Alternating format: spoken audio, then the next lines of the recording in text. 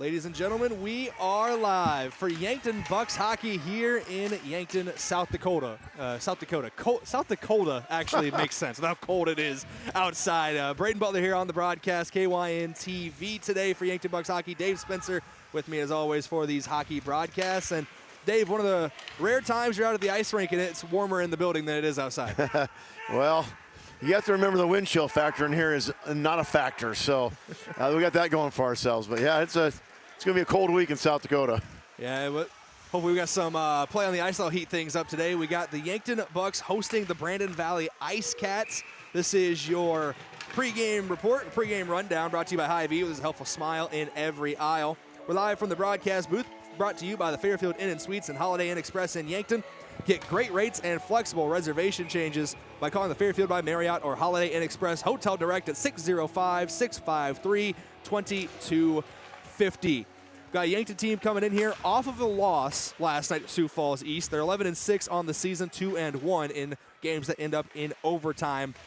Third day in a row with a game. So tired legs might play a factor, especially one of those on Friday against Mitchell going to overtime. Yeah, that's right, Brayden. That was an overtime win over the Mitchell Marlins, but the Bucks found themselves down one most of that third period, got it tied up.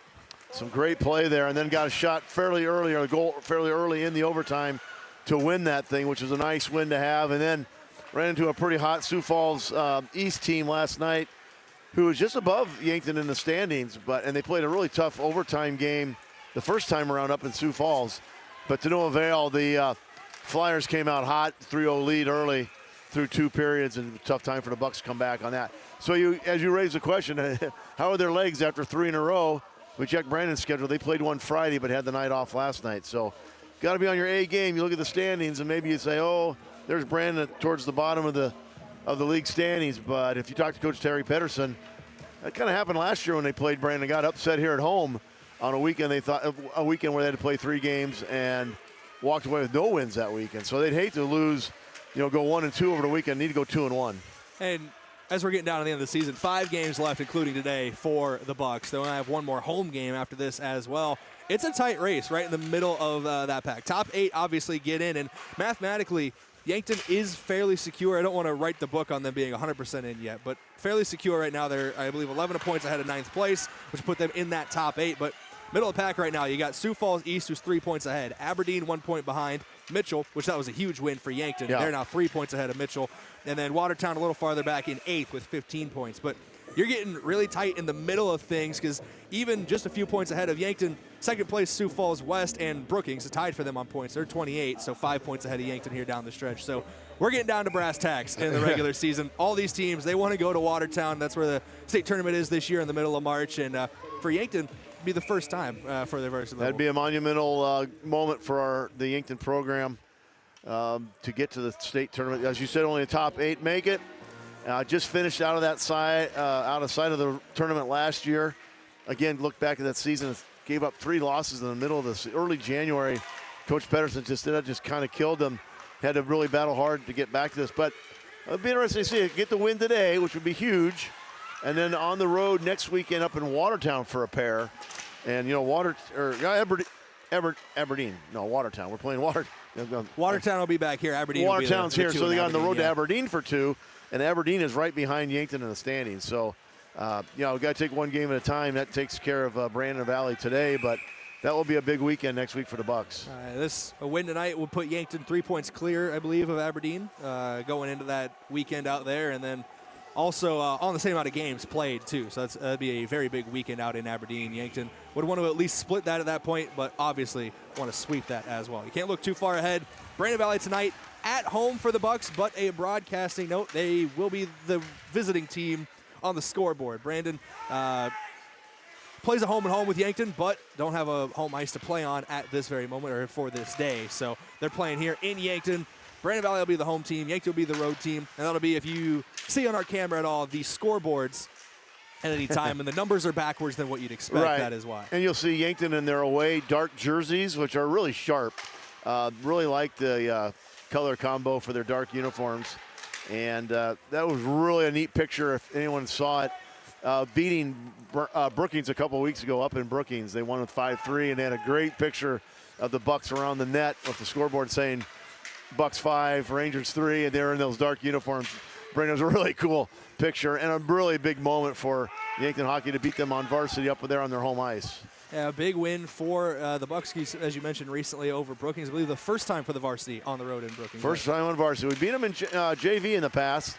Been a while since we beat them there too, but we played Brookings really tough here at home. Probably, we had that game, I think, on the radio. I think we did that one, and my memory is just fading back in December. We were back in December. I think we were way back in December. We had that game on the radio, I know that goalie Luke Moeller got sent off in that game. They ran into him, and it was quite a controversial play in front of the net, and he kind of retaliated, and he's the guy who got caught and had to sit out that and the next game. So. But that was a big win for Yankton to get that win up at Brookings, and so we'll see. But they're all big one at a time, Brayden, and Yankton's just got to take care of business here, not overlook, an Ice Cats team that's only got 2 wins on the season, but you'd hate for them to get their 3rd one today. You don't want to be that number 3 here down the stretch. That is definitely for sure. Not if you're not today. Exactly. We've got to take a quick break here shortly here on the pregame report brought to you by Hy-Vee. But before we go, thank you to some of our sportscaster partners. They help make this broadcast possible, including America's Best Realty. If you're tired of renting or apartment living, ready to upgrade or own your own home, call America's Best Realty 260-1600 and unlock the American dream. Edward Jones financial advisor Colby Kukta. To win in sports, you have to adapt your strategy as the game changes, and the same is true of investments. Colby Kukta, your Edward Jones financial advisor, can review your game plan today. Call him at 605-653-4860. Edward Jones is a member SIPC. Also, Elwood Family Dental Care, where they take care of the entire family and are always welcoming new patients. Kaiser Heating and Cooling. When it comes to heating and cooling, be the wiser and go with Kaiser. It's Kaiser Heating and Cooling of Yankton and First Dakota National Bank. For more than 150 years, they've been providing South Dakota families and businesses just like yours with personalized banking services. First Dakota National Bank is proud to support Yankton sports. They're also a member FDIC. Going to take a quick break. When we come back, we're going to keep it rolling here in the pregame and should be around the end of this JV matchup as well in front of us. The Bucks currently trailing 5-3, so we'll see how that all shakes out here in Yankton. Back in a couple minutes on KYN TV with more Yankton Bucks hockey. Something big is happening at Hy-Vee. We've just lowered thousands and thousands of prices on thousands and thousands of items in every aisle and in every department. Online, too. And on many of your favorite products, we've even matched prices with some of the biggest discount stores in the country. Because we get it, times are still tough. So we'll continue to work hard to bring you new lower prices on thousands of items. Things are looking different at Hy-Vee. Come see for yourself. I love 1919 root beer. It's the best over a big scoop of vanilla ice cream. My favorite is just ice cold 1919 poured over crunchy ice. It's so refreshing.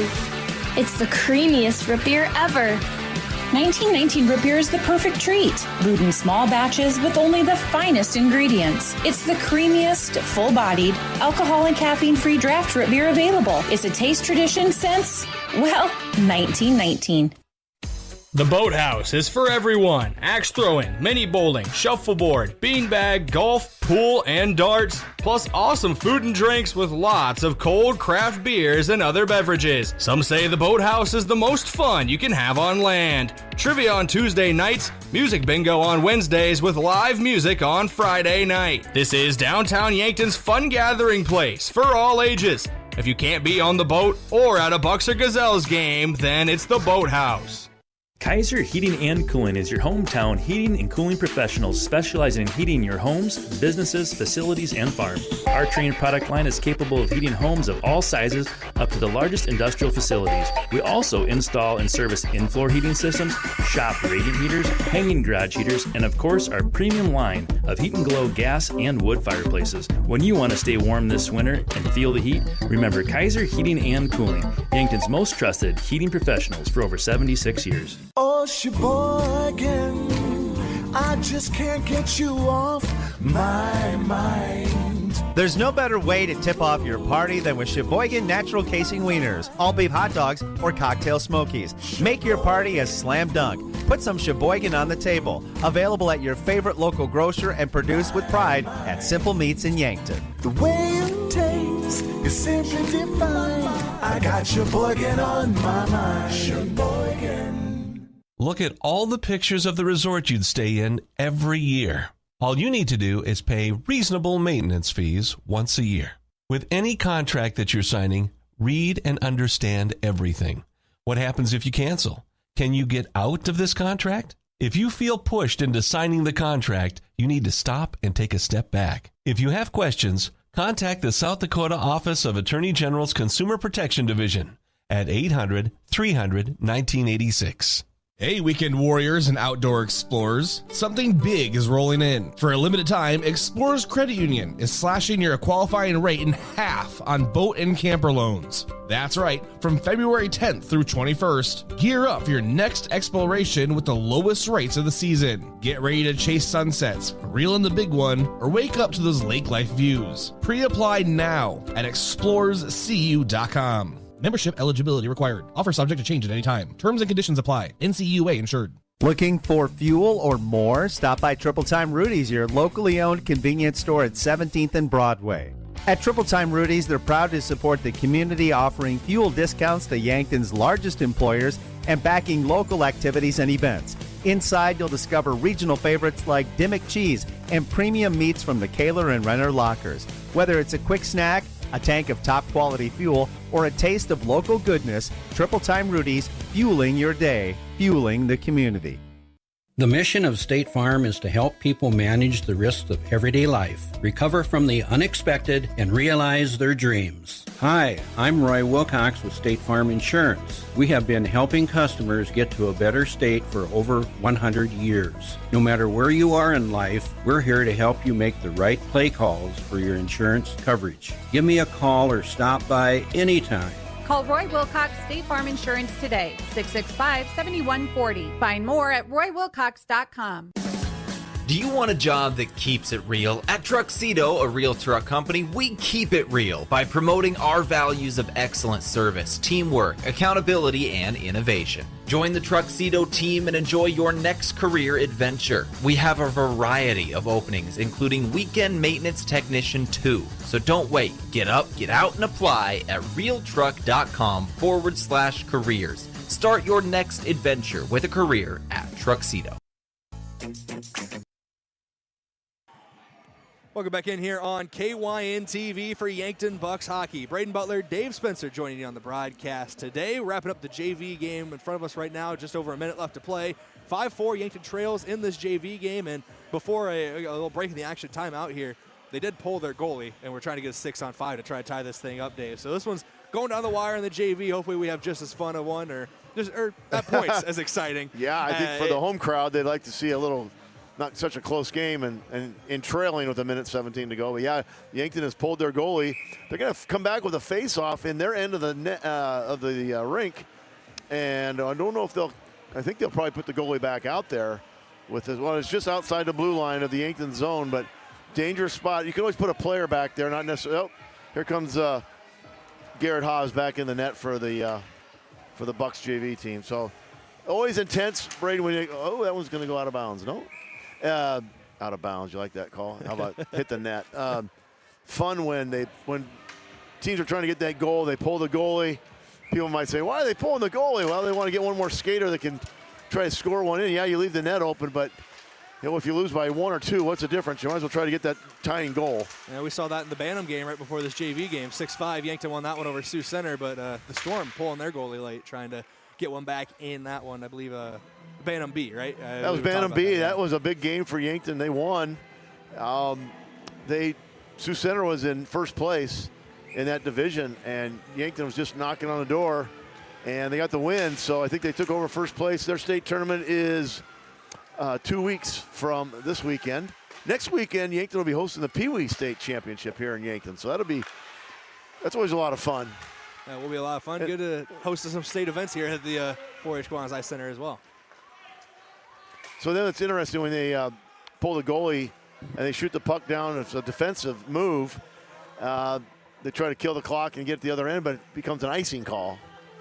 So they're going to bring him all the way back into the opposition's end of the rink and face off down there. So they try to kill it, but then they bring it right back to the other end. Always makes it interesting. But yeah, the Pee Wee tournament will be here. Brings people to town, and so Yankton's always really good about welcoming everybody and some visitors. And the games will be Friday, Saturday, Sunday. 4 games a day. So if you want some hockey action, get out to the Kiwanis 4-H ice rink, and you'll see some hockey. It's not always cold. You can go into the lobby well, next area week, and warm up. I know you guys know the weather better than I do, quoting it every day, all day long. But from what I see, next weekend looks pretty mild. So we've feel like a sauna compared to how this weekend everybody be sporting around in shorts and T-shirts. Do want to thank a couple of our sportscaster partners for helping make this broadcast possible, starting with Explorers Credit Union, wherever you want for your financial journey to take you. They're here to help with a vision of financial empowerment for everyone. Discover the difference at explorerscu.com. Also, Aztec. Build a career, the group that's built to connect from rock to road. Click careers at aztecindustries.com. Midwest Insurance Agency. See Travis and Whitney Devine at Midwest Insurance for your farm, home, and auto insurance needs. You can call today to set up an appointment at 665-2389 or visit MidwestInsuranceYankton.com. And Yankton Medical Clinic. So much care, so close to home. Got an exciting one in the JV in front of us right now, and we will update you. There's 14 seconds left, so if something major happens, we'll let you know. But do want to talk about the varsity matchup as well, starting with Yankton and Brandon Valley. Honestly, there's 10 seconds left. We'll go to the end of this JV game. Let's tie this thing up. We'll be talking a lot, Brayden, with a lot of extra talk about hockey. But no, it looks like to no avail. Yeah, the puck gets away from everybody, and it's going to rattle up along the boards. The clock hits 0-5-4. Brandon Valley takes the JV game. So now we'll see what happens in our varsity matchup. And looking at these two teams, both teams coming off of losses. Yankton last night to Sioux Falls East, their second of 3 straight games, or 3 straight nights of games. That was 6-2 right here in Yankton. They did outshoot Sioux Falls last night, 43-31. Isaac Demmer and Jack Pedersen scored the pair of goals for Yankton, and Luke Moeller had 25 saves for the Bucks. As for Brandon Valley, they got yesterday off, rest the legs a little bit. They did lose to Brookings on Friday, a very good Brookings Rangers team, 10-1. They were outshot 51-10 with Max Miller scoring the lone goal for the Ice Cats. Colt Kleitz, the name we're going to talk about a lot tonight, made 41 saves in the loss. He is a guy that his numbers, I don't want to say ballooned a little bit, but he faces a lot of shots, and that definitely does inflate his numbers. But we'll be calling his name. We'll be talking about him a lot tonight in net for Brandon Valley. As for the last time these two teams met this season, it was back on December 13th. I believe we had the game the next day right here against Huron on the station. So just to give a timeline for anybody listening at home, Yankton defeated Brandon Valley 9-1 right here in Yankton. Tucker Rankin, Jack Pedersen, and Cade Schramm each had 2 goals in that one, with Tripp Stevens scoring the lone goal for the Ice Cats. Ryan Turner played in net that night, playing all 51 minutes, saving 13 of 14 shots. Cole Kleitz, we talked about him earlier, played 51 minutes for Brandon Valley, facing 43 shots on net, so just under a shot per minute he faced in that one. And he did face a shot per minute on Friday against Brookings. So it's a defense that sometimes can be susceptible to the attack, and Cole Kleitz is the last line of defense there between the pipes for Brandon Valley. Yeah, that was it's interesting when you look at the just recent performances. And the Yankton Bucks, they had to take that trip out to Rushmore, out to the Black Hills, and play last weekend against what appears to be Rushmore Thunder's title to lose. I mean, you hate to say that, we got season to go, but they are destroying everybody. And they took care of Yankton pretty well, too, on Saturday, Sunday out there. So over the last 4 games, I mean, the Bucks are 1-3 with that overtime win over Mitchell on Friday night. They're only 1 win out of the last 4. So, you know, you want to stay a little momentum going here towards the end of the season. You want to stay healthy, obviously.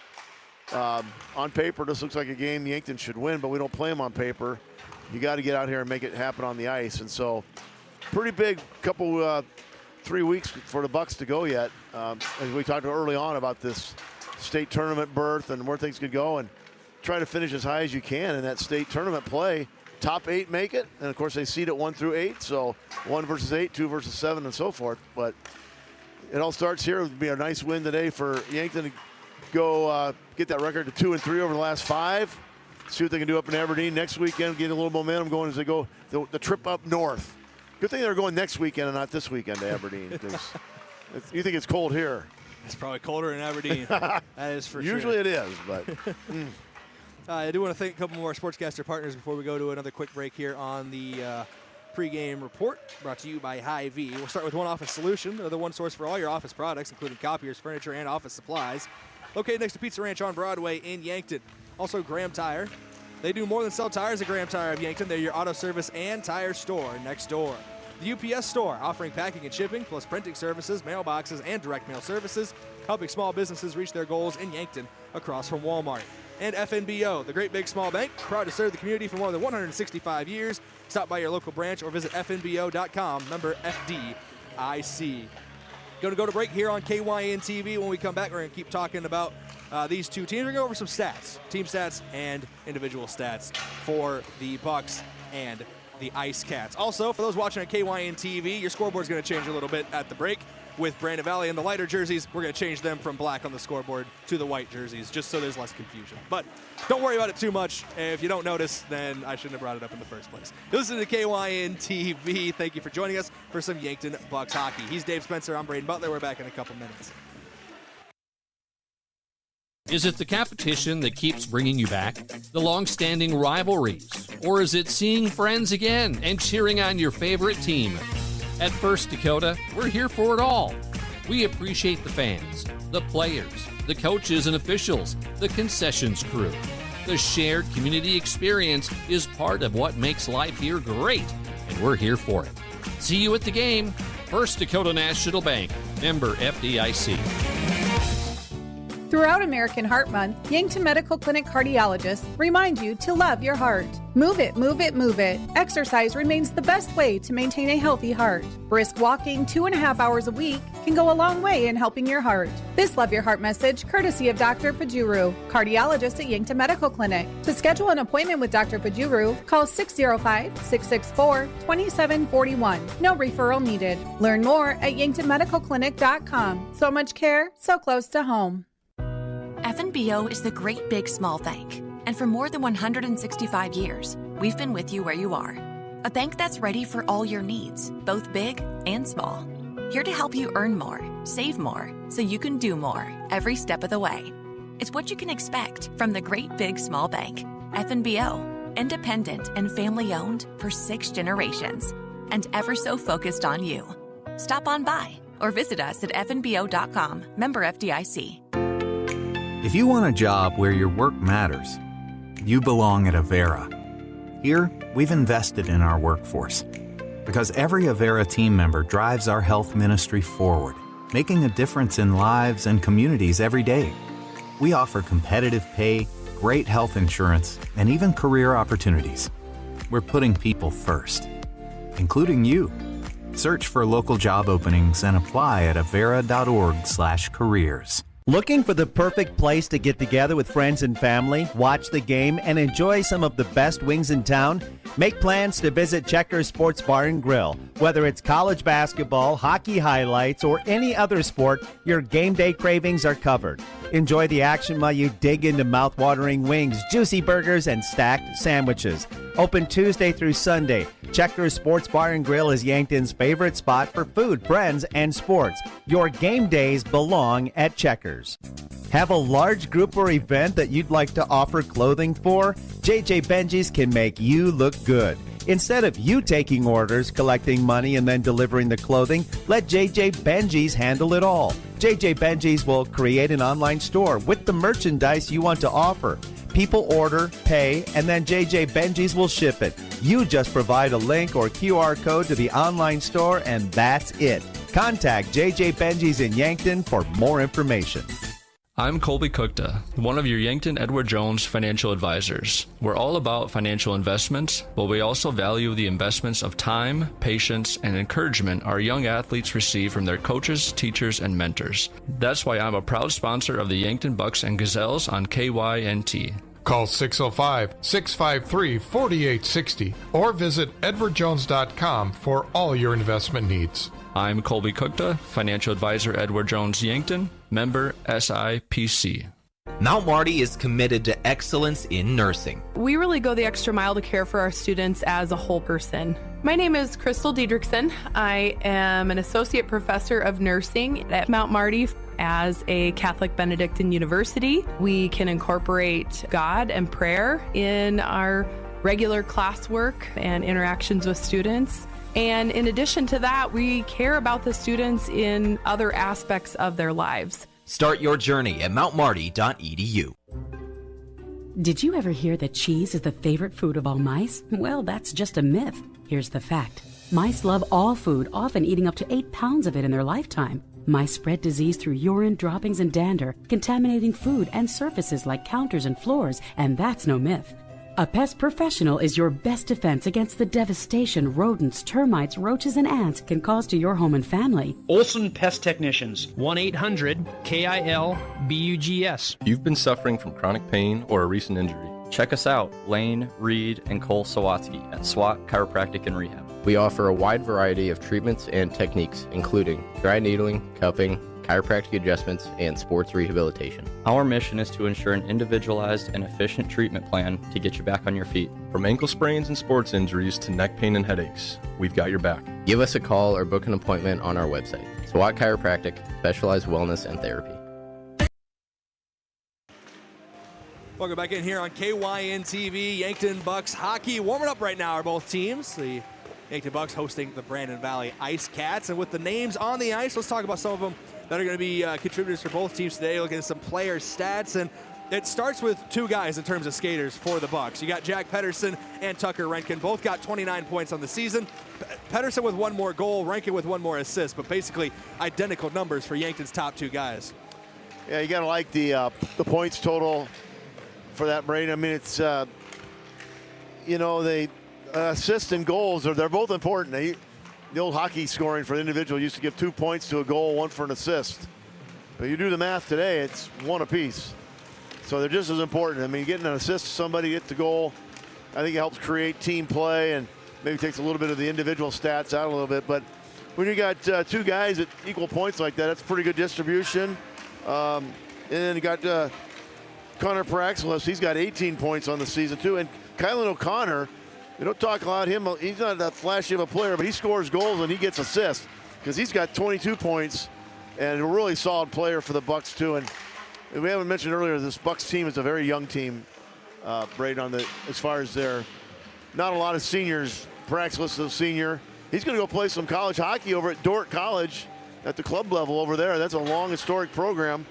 So that's kind of interesting, fun to see him move on to that level. But most of this lineup of the starters comes back, and the first three lines, most of those are juniors or younger coming back next year. So not to look ahead, but you got to like the foundation we're building here with Yankton hockey.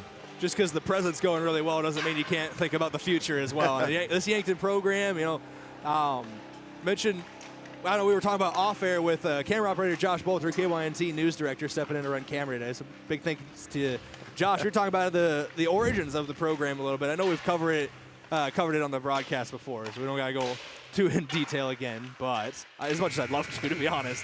But this is a younger program that's taking a lot to build, and it's done very well this year, especially getting more and more milestones this season. Yeah, it's the 19th year of the rink, but that seems like, it's been a while, but you got to remember those early years. We fielded a JV team the second year we had the rink. A lot of those skaters, there's some that played a little pond hockey around here. We had an NIL player. Well, not really. He moved here with his dad, who was the USC football coach, and played in Wisconsin. And so his name was Reed Meyercourt, really good player. And he came over from Vermilion and played with our squad for 2 years, his junior and senior year, and really had a lot of fun with him on the team. And we started making progress. But you got to remember, these kids, most of those kids were 6, 7, 8 years, 9, almost maybe 10 years behind when other kids were skating, in the Hurons and Aberdeens and Watertowns and Brookings, Sioux Falls, that sort of thing. So before us, the newer programs were Mitchell and Pierre, and they've had a lot of success at both those programs. Mitchell's won a state title. I think Pierre's maybe won a couple, at least one, and then the rest of them are spread out around the state. But we're one of those newer programs. But Sioux Center's joined the league since then. And they've been in part of the South Dakota League about as long as Yankton has. And then this Brandon Valley team has been busy having their own team. And I don't know the status of their rink right now, but I know they're building a rink in Brandon. But right now they've got to travel because the rink's not ready to go. So otherwise they just had outdoor ice which you'd have a good ice out today, but you wouldn't have many people watching because it'd be a little cold out there for you. You would not drag me out there to broadcast. No, we could dress you up warm enough, put on your mucklucks and all that. And I'd look like the Michelin Man out there, but we get the broadcast done. You bet, whatever it takes. We'll get back to some player stats for both these teams. We're going to keep it with Yankton to talk about goalies. Luke Moeller, I believe he's played back-to-back nights, so we'll see if he's going to make it 3 nights in a row. But 13 games in net for him this season, 308 saves. He's got a .88 save percentage, 3.13 goals allowed on average, 7-5 in net as well. And he's a guy who ranks pretty highly in the state in some goalie categories. His save percentage of .88 is 11th in the state, but if you take out the guys who haven't played in net for 10 or more games, he becomes 6th in the state. 3.13 goals allowed, 6th lowest among goalies with 10 or more games played. He's a very, very good goalie for this Yankton Bucks team. I know last night was a little rough, but that's a Sioux Falls team that's very good, very on the attack, and can get even the best of guys on a night. So we'll see if he comes out for what would be, I believe, night 3 in a row. If not, we could see Ryan Turner. I know Garrett Haas just played the JV game, so I doubt we'll see him pull double duty tonight. But Ryan Turner's another guy, 2 games for him, 33 saves, .868 save percentage, 2.12 goals allowed on average. He has just over 100 minutes between the pipes. So there's 2 very good goalies for this Yankton team who we could see tonight. And obviously, I keep bringing it up, this is the 3rd night in a row where Yankton has games. So Luke has put in over 100 minutes between the pipes the last 2 nights, so we'll see if he throws the equipment back on for night number 3. Or if I saw him warming up he's doing a little dry land warm-up out in the lobby, as goalies do, and he was looked like he was ready to go, or going to be ready to go. And like I said, he had to play a little extra minutes on Friday night with that overtime win, and last night against Sioux Falls. And again, those were evening games, and today we're looking around at 2 o'clock, drop the puck time, so it's not even a full day recovery yet quite for the players. But hey, it just got to, Monday, I'm sure if they win, Coach Pedersen will say, we'll get the day off tomorrow. So nice incentive for the boys to maybe sleep in, because I don't know if people know this squad practices every day at 6 in the morning. Yeah, it's you can't get me out of bed for work at 6 in the morning. I get paid to do that some days. So, I thought all you radio guys are early risers, or someone's got to do the late shift. I break the mold, Dave. I break the mold. But no, I know these guys put in a lot of work, put in a lot of effort, a lot of hours to do what they love, and it's special what this team's been doing this year. And they got a lot of great players. And a guy that I missed it first when we were talking about guys, but Rylan Murphy, I don't want to skip him. He's got 22 points in the season as well. So him, Kylan O'Connor at 22 points each. Yeah. Connor Paraxlis right around that 20-point mark. Renkin and Pedersen just under 30 points on the year. This is a very, very balanced attack as well. It comes from a lot of different people. It really is. I think it's a good point. We mentioned, Pedersen and Renkin early, but these other fellas, nothing less than that. Rylan Murphy plays a fun game. He's a go-getter, gets after it really hard. We already talked about Paraxlis. He's going to go play a little college hockey. And the nice thing about what they can do as the coaching staff is they can split these guys up. And, most hockey teams will play a solid 3 lines. So that's 3 forwards and a center, 2 defensemen every line. So there's 15 players there, 3 lines. And so if you don't have a lot of – I think that's been the challenge for a lot of us past years, Brayden, is we've had maybe a really top-end front line. But you can't play out there very long before your legs are done. You got to get off the ice. So you got to have a second line. You got to have a third line, get through a whole game that way. And I think that was kind of a struggle for Yankton over the years. We couldn't have the depth. But that's been coming, and you can see that. And there's a lot of depth on this team. A lot of guys can step up, and you can see it. We had lots of players score a goal. Caden Hunoff was a defenseman. He's not afraid to get some points out there with 13. Cade Schramm, same thing, 14 points for him on the season. So able to really mix it up when you got a couple of defensemen that are able to score from the top of the point and mix it in as well. And that just helps spread the wealth a little bit, if you say. And across the way today, Brandon Valley, I know 2-14 record on the year, but they got some very good players as well. Gavin Stone, chief among them. He's only played in 11 games this season, but in those 11 games, 15 goals, 3 assists, 18 points. He's got 1.64 points per game. Electric player when he is out there on the ice. Has missed a couple games this season. And then also Caleb Poncelet, 5 goals, 9 assists, 14 points for him on the season. Those are the top 2 guys in terms of point scoring for Brandon Valley this season. And they've only had 1 guy in goal all year, according to their stats. Cole Kleitz has faced over 700 shots. He's played over 800 minutes. He's got 827 save percentage, 6.84 goals against, he faces on average just under 0.88 shots per minute. So that's the thing where that's a workout. Sometimes those numbers can balloon when you're facing that many shots on target. And looking more into Kleitz, second most shots in the state this season. Jack Bales of Huron has faced more at 724, but Bales has also played in 2 more complete games. Oh, wow, yeah. And Bales, we've seen him. He had a nice game down here. Plays a nice goal, tends to goal really well as well. So Kleitz, yeah, he's going to be, talk about some experience. There's nothing he hasn't seen. You know, when you play teams like Rapid City, or I should say Rushmore Thunder, Sioux Falls East, Sioux Falls West, Brookings, they all get their shots in. And, that's just a lot of practice to get better. And so hats off to Cole Kleitz for hanging in there. And, those goalies get beat up a little bit. There's a lot of shots hitting them. They're protected, but they got a lot of – it's a harder position than you think. And when you're working hard, you are working back there and sweating up a storm. So they got to be in good shape as well. Yeah, one last thing about Kleitz, just to further hammer home how much action he sees. 45.1 shots per game faced. It's third most in the state, but the most of any goalie with more than 10 games played. I believe there's a couple of goalies right at 10 games who on average face more. I can't remember the names off the top of my head. I know one of them's for Sioux Center, and I can't remember the other one. But Kleitz faces a lot of shots, and the most of anybody with more than 10 games played in between the pipes this season. Gavin, while we're talking about state rankings, Gavin Stone for Brandon Valley, his 15 goals are tied for 12th most in the state, and that's on 11 appearances as well. So you can imagine he'd climb that rank a little more if he'd been able to play all the games. I believe 16 games played, so he's missed 5 games for Brandon Valley. Yeah, that's always interesting. And if you look at the state stats as far as scoring, there's 3 guys from the Rushmore Thunder lead the state. So take them out of the mix, and they which you can't. But, I mean. And the chief among them is Wyatt Reeder. He has been next level. I'd take him out of almost all the stats. He doesn't count towards my stats. He's just that much head and shoulders above. I think he's over 80 points on the season between goals and assists. Rushmore got a very good team, and he is a leader out there. Yeah, no doubt about that. But as you mentioned with those 3 guys at Rushmore, if you do take them out of contention just because that's how good Rushmore is, these other guys start to climb up the rankings quite a bit. I would agree. Again, that Rushmore squad is just they're 14-0 they're 17-0. I mean Brookings thought they'd play them tough. They took care of business against Brookings, and then Sioux Falls West is at the top of the two Sioux Falls teams, and they've struggled against them as well. So currently this weekend, so tough going for them. You got to get on the ice and play the game. So we're not writing home the season yet, but it does feel like Rushmore is going to be the favorites heading in to that postseason, that state tournament coming up in a couple weeks, middle of March here up in Watertown.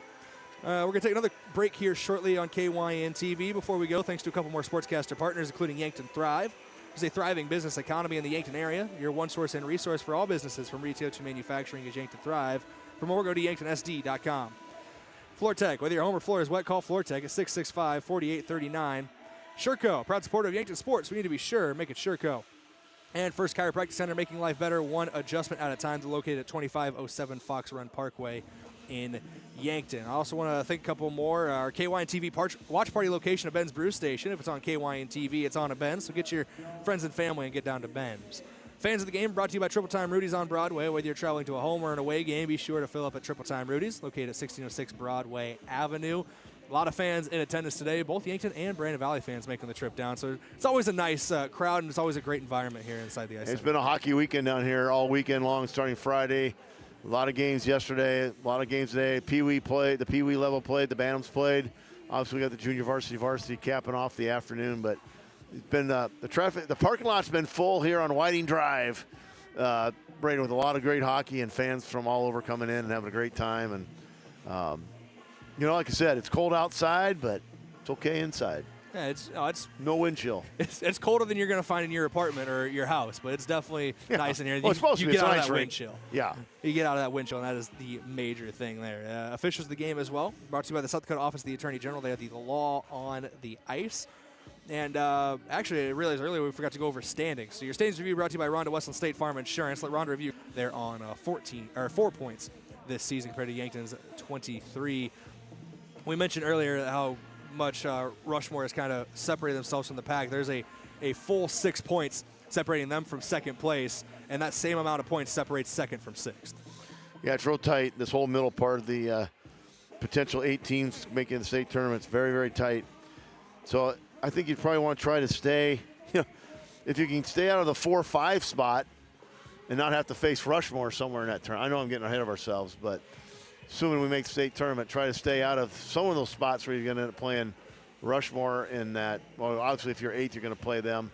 Try to stay out of the 4 or 5 slot so you don't have to face them in the semifinals would be, I think it'd be advantageous because they are on a roll. I mean, they've only given up 22 goals, Brayden, on the season. I mean, that is remarkable. And Yankton got some goals on them last week, but they just got an offensive firepower. It's really hard to beat. You got any scores from them playing Sioux Falls West today? Yeah, they were. Rushmore went up 5-0 at the end of the first period, but West is battle back at 6-3 in the third right now. Looks like from the latest update, there's just over 5 minutes to play. Penalties are being assessed out there, but Sioux Falls West come back here late on. They're still down 3 goals. Got a hill to climb, but it was a mountain a little bit ago when it was 5-0 at the end of 1. And that is I think they're playing in Sioux Falls. Yeah. I believe so. Looking at people, looking at the goal scorers in this one, we'll start with Sioux Falls. Yeah, Sioux Falls is the home team in that one. Sioux Falls West, their goal scorers, James Shea, Beckett Haldy, and Jackson Dunn have each scored for West. And for Rushmore, I got a gut feeling that Wyatt Reeder is going to be on this somewhere, and he is actually not. So I'll color me impressed. They kept him off of the goal scoring sheet so far, but Colton Merchant, 2 goals in that one. Easton Knoll has 1. Cameron Ritter has 1. Brixton Steen has 1, and Mason McGregor has 1 as well. They do get Wyatt Reeder on an assist, though, so he has put his name on the score sheet in one way or another. He's hoped to secure a goal that way with an assist and a point for him. Well, on the same token, Sioux Falls West, who's their opponent, they've only given up 29 goals this year, so they themselves have played a pretty tough season, but they just have had a tough time matching up with the Thunder. And then you got Brookings has given up 34 after that, and then Sioux Falls East 43 and Yankton Bucks 54. So kind of goes right in order about the number of goals you give up is about where you end up in the standings, with the exception of Watertown and Mitchell. You can switch those 2 around, but that's as the defense goes, that's how your hockey team usually goes. You got to score to win games, I get that, but defense wins championships about every sport.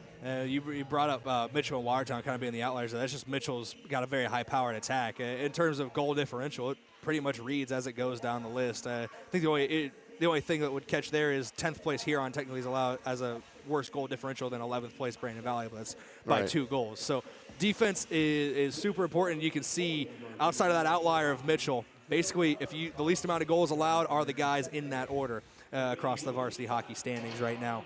And just to go over that again in case you missed it a little early on, Rushmore's in first, Sioux Falls West second, followed by Brookings third, Sioux Falls East in fourth, your Yankton Bucks in fifth, Aberdeen 6th, Mitchell 7th, and Watertown in 8th. That would round out the state tournament field if it started right now. But all these teams still have games left. I believe they played 22 regular season games. Hawaii's first team on the outside looking in. That's Pier in 9th. Huron 10th, Brandon Valley 11th, and Sioux Center Storm rounding out your 12 teams at the varsity hockey level.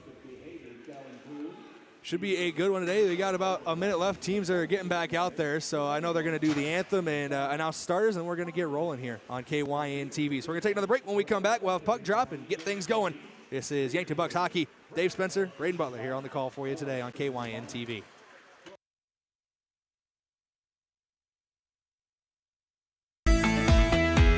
Quality tarps shipped today. Get back to work faster with Sherco's Express Tarps program. Convenient same-day shipping on replacement tarps designed to fit the most common trailer makes and models. Manufactured with superior quality materials, workmanship, and customer service, Sherco Express Tarps will have you back in the field and on the road in no time. For additional details and to learn more, give us a call at 1-800-474-8756 or find us at Sherco.com. Demand the best. Demand Sherco.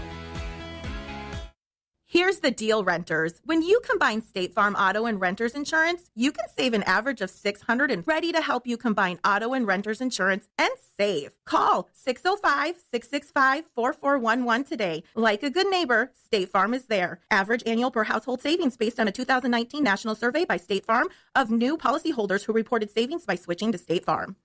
Have aches and pains taken you out of your game? Sports injuries can happen quickly, posing threats to your health and ability to participate in your regular athletic activities. I'm Dr. Mackenzie Erlinson from First Chiropractic Centers. Chiropractic care can provide pain relief from sore and aching muscles and lead to faster recovery after workout by easing the inflammation you experience, like stiffness, pain, or restricted movement. Visit with us about managing your sports injuries. First Chiropractic Centers, making life better, one adjustment at a time.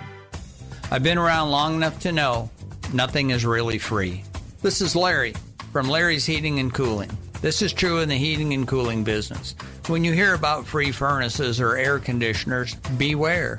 That's bull. I've seen the quotes and heard the lines. We offer the same products for less money. Before you fall for a scam, give us a call. We'll give you an honest, no-obligation quote. Larry's Heating and Cooling, Yankton and Vermilion. High school sports fans, take your game to the next level with Sparkling Ice Starburst, your new favorite game day boost. Bursting with bold flavors like strawberry, cherry, orange, and lemon, it's the perfect refreshment to keep you energized. Packed with sparkling fun and zero sugar, Sparkling Ice Starburst is the ultimate drink to fuel your spirit. Whether you're hitting the court or cheering from the stands, Sparkling Ice Starburst has your back. Grab some today and make every play a star performance. Sparkling Ice Starburst, where flavor meets performance. Are fine lines and wrinkles making you feel less confident? Imagine a smoother, more radiant you in just one visit. The solution? Botox. Dr. Elwood at Elwood Family Dental Care is trained and experienced in providing cosmetic Botox to reduce fine lines in the facial region. Say goodbye to frown lines, crow's feet, and forehead wrinkles, and rediscover your natural beauty with safe and effective Botox treatment. Contact Elwood Family Dental Care today to schedule a consultation and see if you're a good candidate. Hey Yankton, are you looking to get down and dirty with full-time benefits and great pay? This is Luke from Hydro Maintenance. Come join our maintenance team where every day is something new, from electrical and all the way to hydraulics. We need your hands-on experience and mechanical knowledge. Hydro Maintenance is waiting for you. At Hydro, you will be a part of a bigger story, a story shaped by you. Apply today. Jobs.hydro.com. That's jobs.hydro.com. Search Yankton. Are you tired of waiting forever for a return phone call or being told to call a 1-800 number? I'm Jen with Missouri River Associates. Our office strives on providing fast, personal service for all your insurance needs. Home, auto, life, health, Medicare, and more. From home and auto to life and disability, I'm Skylar Sherman and I offer tailored solutions with a personal touch, because when it comes to protecting what matters most, you deserve more than just a generic plan. I'm not just here to sell you a policy, I'm here to understand your unique needs and find coverage that's right for you. Give me a call today at Missouri River Associate. Are you looking to buy or sell your home, but not sure where to start? I'm Deb Speck with Vision Real Estate, and I'm here to help you every step of the way. With almost 20 years of experience and a passion for finding the perfect match, I'll work hard for you, answer all your questions along the way, and make it stress-free. Call me at 605-664-5555, and let's get you moving.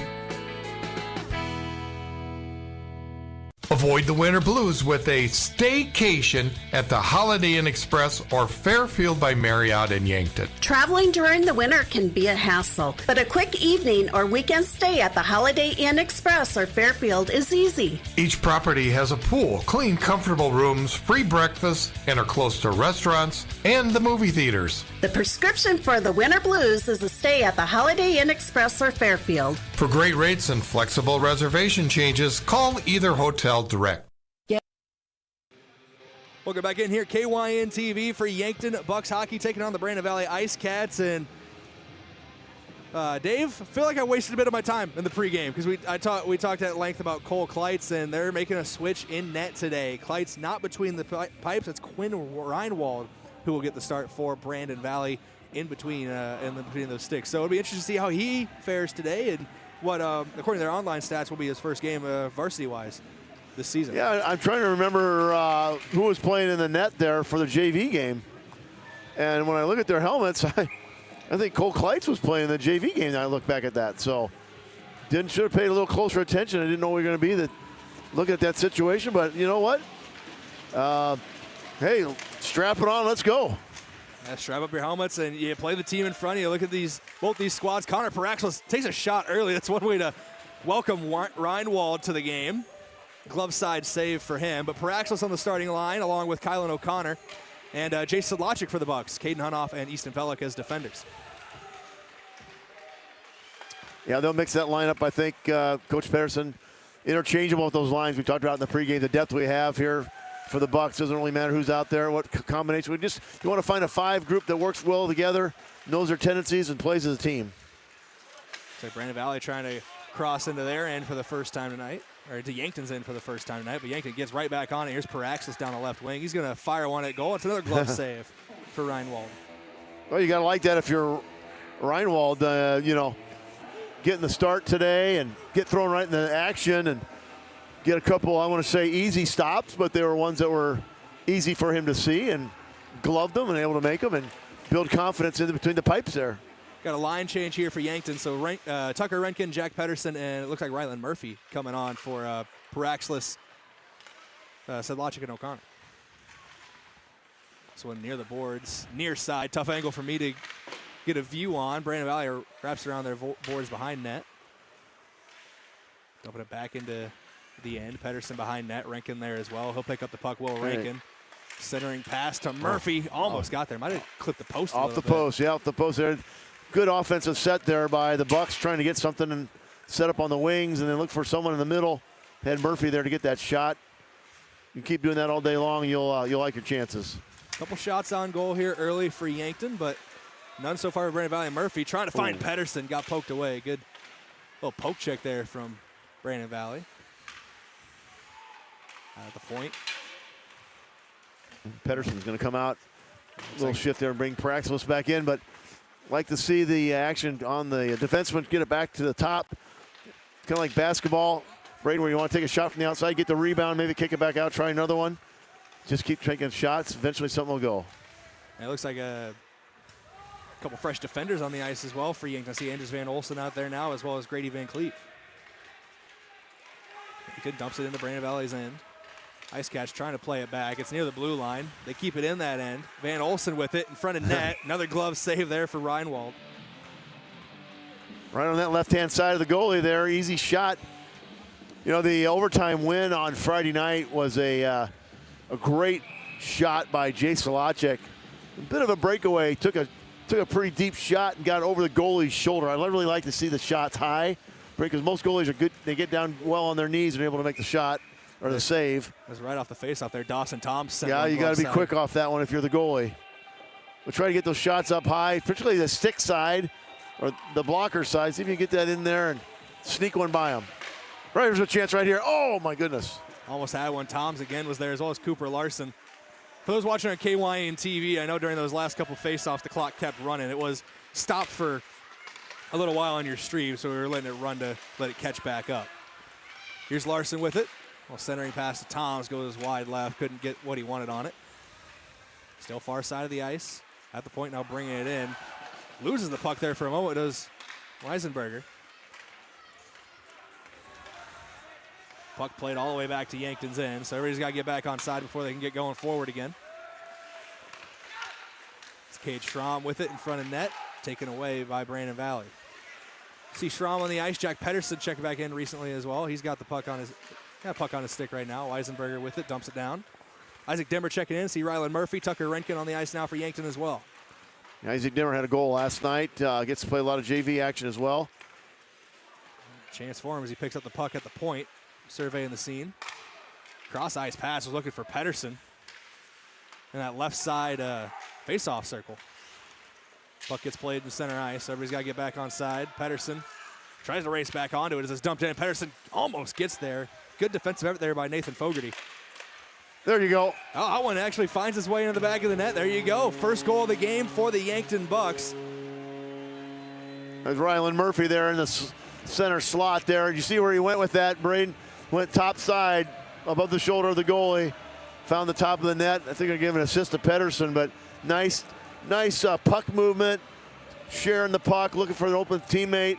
Get that shot off in there. Just a matter of time before you get one in there. And early on here, it looks like Yankton has been looking high glove side. And that's where that puck ended up, getting into the back of the net for Murphy. Back under live action here.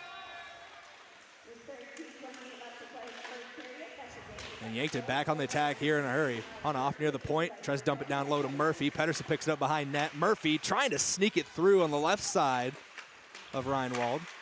Point shot, blocked away with the blocker. Pedersen, second opportunity. He's got it in there. Jack Pedersen puts Yankton on the board again. It's now 2-0. 13:07 to play here in period number 1. Yeah, that's that's the idea of this game. It's kind of like basketball, right? You shoot the ball, get the rebound, put it back in. Well, shoot the puck, bounce off the goalie, got a loose puck on the ice, put it back in, and that's exactly what happens there. You want to get guys in the right position, right in front of the goalie, to take advantage of those missed shots, those rebounds. And as a defenseman, you got to get on those guys and try to prevent that from happening.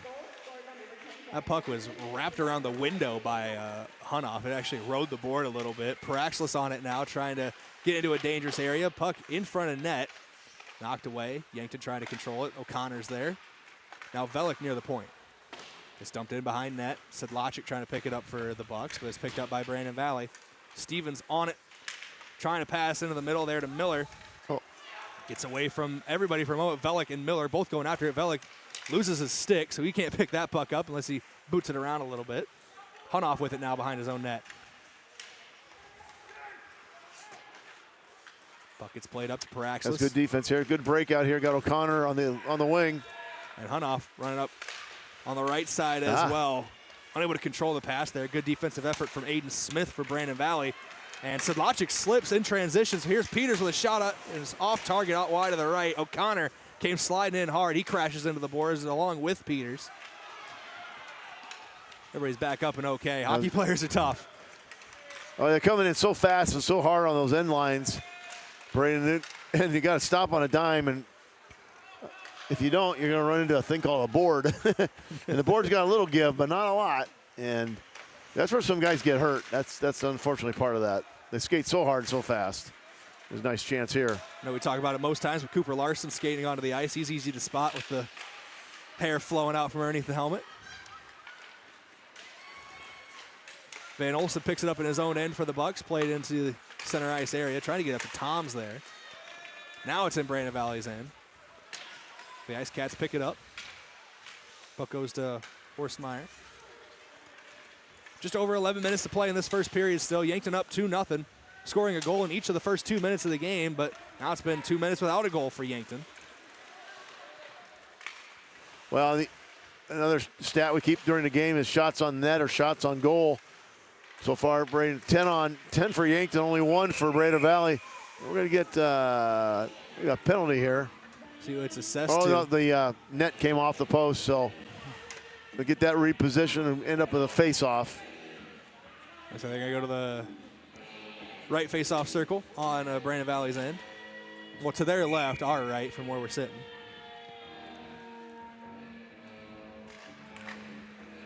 Back under live action here in period number 1. Just over 10:45, now 10:45 to play in this first period. Yankton's up 2-0 after goals from Murphy and Pedersen. Well, offensively, good flow to the game so far for the Bucks. Able to kind of control the puck on their end of the zone or Brandon Valley's end of the rink. Playing right down below us right now as everybody leans over the crow's nest. And whistle's going to blow, stoppage in action. They got Brandon off sides. They're going to come back and face that off outside the blue line.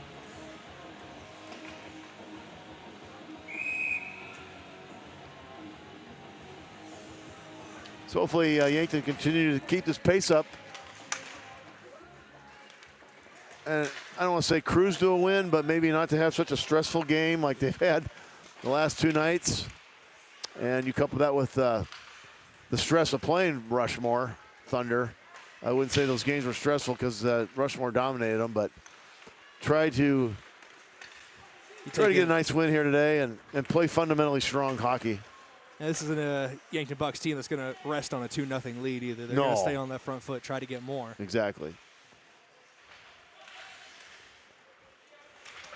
So a couple players tangled up there along the boards. I see Dimmer for the Bucks.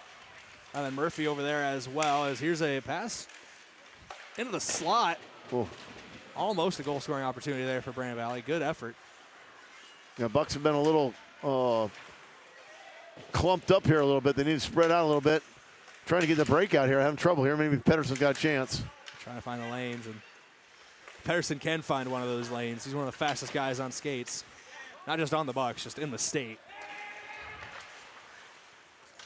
Here's a chance. He's played over. Looks like he's running onto it, or skating onto it is O'Connor. Tries to center it to Sedlacek, but might have lost his balance there a moment. Picked up along the point. Shot taken.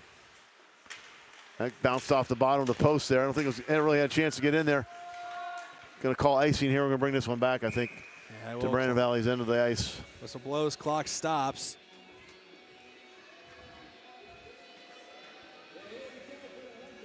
So did you get to catch any of that hockey this weekend on TV with the NHL All-Star break? It was basically turned into a country tournament. I heard about 3 fights in 9 seconds of game time. We're not going to get that at this level, but no, we aren't. But that was something to hear about on the way back from Rapid City, covering some Bucks basketball or Bucks and Gazelles basketball out there. Sure. Weekend. Yeah, it was it's a really neat format. I think the NHL came up with for when it comes to an All-Star setting. We can talk about it more during the broadcast, but building a lot of excitement right now for USA Hockey. And as Hunoff there with a good opportunity. Yeah, Hunoff's a defenseman, but just because you're a defenseman, kind of be like a guard or point guard in offense. You're in the back court or the back ice, but defenseman can take the puck up the ice just as well. Brayden tried to get a goal there, and it was a nice move by Hunoff. Really, really nice stick action. Paraxlis, big pass behind net. So you got Hunoff open here on the point. Hunoff from that left point. Sends it down, ricocheted off somebody. Paraxlis picks it up, tries to go behind net, goes to Schramm in front. Knocked away, Brandon Valley. Bringing up the All-Star weekend again, I saw it on Twitter, is Larson here on a bit of a breakaway. Take a shot, glove side, knocked away.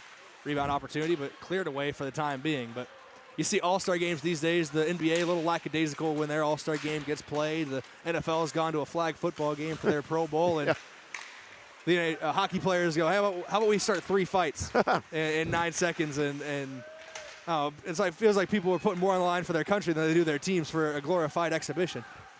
Well, it is a thing, I think, of pride. And I think this may be a little foretaste of what maybe the Olympics could look like in the future for next year. But, obviously, we have a little connection with the 1980 Olympic hockey team with our program here, with Herb Brooks' spouse, now widow, Patty Brooks, being from Yankton. So I know myself, and that was a time when I started watching hockey when USA beat Russia in 1980, and the momentum they had. They win the gold medal the next day against Finland, and just a great amount of country pride. And that's tip. That should not be any icing. Nope. But what a great moment there for hockey. And so we've had some good stuff going on there, but not really able to win the gold again. And so, but what's interesting in hockey, Brayden, is the amount of USA players playing in the NHL now. Continues out. It's on a trend to outpace the Canadians in about 10 years. So hockey's really big in the United States. I compare it. You see it in soccer a lot, too. I know there's similarities between hockey and soccer, where soccer is getting a lot of popularity in America. You can see the U.S. men's national team on that front performing better on the international stage year in and year out, year by year. And hockey, I think, is ahead of soccer in that category. There's a tough chance there for Yankton. It was slide through back post. It was an open spot, but nobody was there to put it away for the Bucks, as Muller's going to come out of net to field this one behind his net. And I saw a breakout opportunity here. Then get it up the ice, not able to quite get it there. Here's Rankin on it far side. He's going to take a slap shot. Gloved away, saved away, and it will be a face-off now in Brandon Valley's end. Yeah, Reinwald again. He's getting a lot of chance to stop that puck. 12 shots on goal for Yankton so far. Only 2 for Brandon Valley. He was peppered early on. 2 goals in the first 2 minutes for the Bucks. But since then, he stood tall in net. Made 10 saves already in this one. That should be icing, or should bring that one back as well. Can't cross all these the 2 blue lines, red line here without someone touching it. It becomes an icing call. Kind of becomes treated as an intentional delay of game, if you will. So that's why they stop it, bring it back, and make you face off in your zone. Fox rolling again. Paraxlis with it. Sends it towards goal. And it's going to be smothered there by Reinwald. We'll get another face-off. Probably same exact circle. Good cover there. Get some changes here for Brandon Valley. I see Justin Pedersen coming in, as well as Elias Michaelitis. And then number 25, Caleb Poncelet checking in as well. Here's a shot taken. That one's over the goal. And second chance opportunity for Paraxlis. Can't put it away. He's got 2 Ice Cats on him behind net right now. Gets played out. Velick trying to get that puck back for Yankton. A lot of black jerseys around that puck right now. A lot of pressure being put on by Yankton. There is, but they're not getting a lot of great shots. I mean, obviously, Reinwald's done a great job in the net here, stopping a lot, but they've been right on him, either the glove side or right in the chest protector, just like that one there. Yeah, that one's saved and smothered again by Reinwald. And quantity of shots is one thing, but you also got to make sure there's quality in them as well. And some of these saves, I won't say they're easy. No save is particularly easy or simple, but they definitely have been less challenging. Yeah, I've never ones. put the gear on and had someone shooting pucks at my head. I've never done that. I had a son play some goalie for a little bit of his career, and to tell you what, that is a workout back there. You can imagine being a catcher in baseball, but no batter in front of you, just a bunch of sticks. Right underneath of us for a moment was that puck. Here's Toms. Shot it from just ahead of the blue line. Was blocked away by a defender. Never even got to Reinwald in net. Second opportunity went over the net for Yankton. Now Brandon Valley trying to push the tempo the other direction. It's going to be scooped down, dumped in. Poncelet picks it up.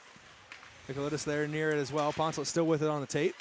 Taken away by Yankton. Here's Toms with it now. Going left wing, down that side, down those boards. Puck is going to be picked up in Brandon Valley's end for a moment by the Ice Cats. Great pass in the center. Yankton able to get it back. Schramm got a great pass from Larson, but wasn't able to get anything past it.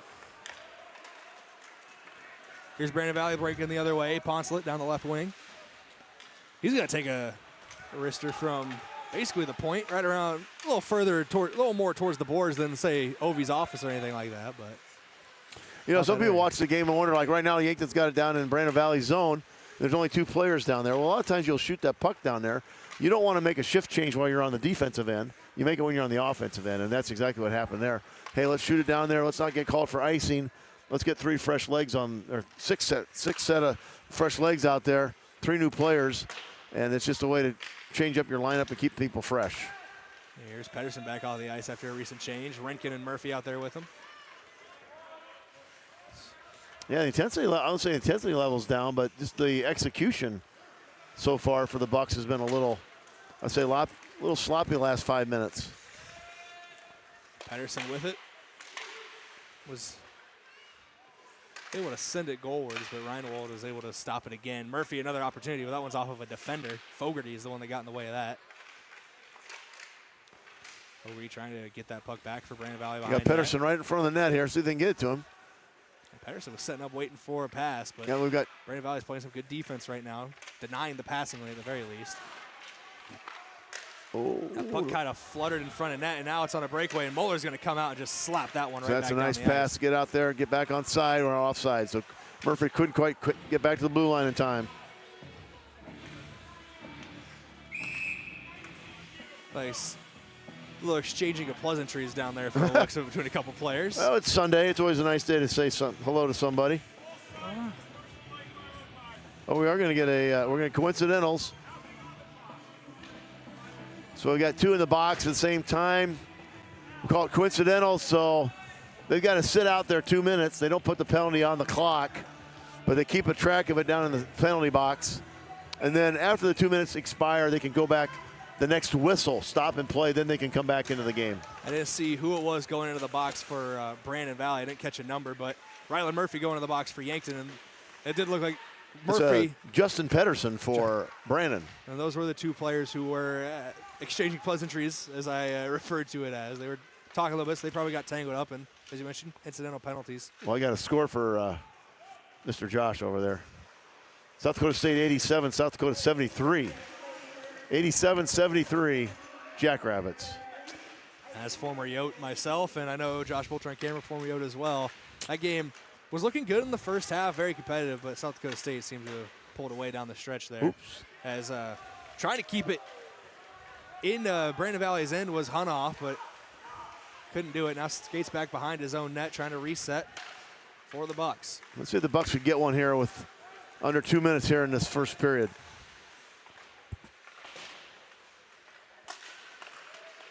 Just haven't had a lot of flow here in the last 8 minutes of the period. Here's a chance on the backside. Oh. Off the chest protector there, and second opportunity goes awry as well. Praxis trying to pick it up for Yankton. O'Connor wanted that puck from Sedlacek. Yeah, he's got Hunoff in the slot, coming down the middle, nobody there. And here's the chance where we do change the lineup. Schramm with it. Tries to play it across. 1 slop, minute to play, under a minute to play. Yeah, a little sloppy with the passing, Brayden, there by the Bucks. Still got plenty of time to get a nice charge here.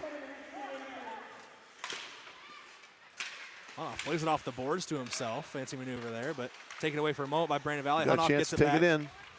He's got Schramm, he's got Larson. He's got Hunter Haas out there as well. I see him on the ice. Brandon Valley takes it back for a moment in their own end.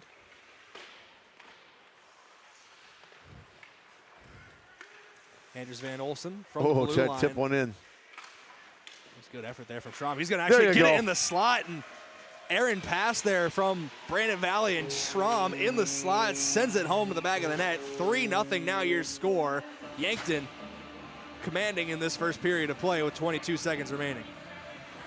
Yeah, I think they're going to get Hunter Haas with the assist. Hunter plays a lot of JV, and he had that puck down behind the net, kind of stopped, and just same thing, just get it to the middle. Someone's there. If you got a player there, get a quick pass, quick shot off, catch the goalie off guard, boom, you got a goal.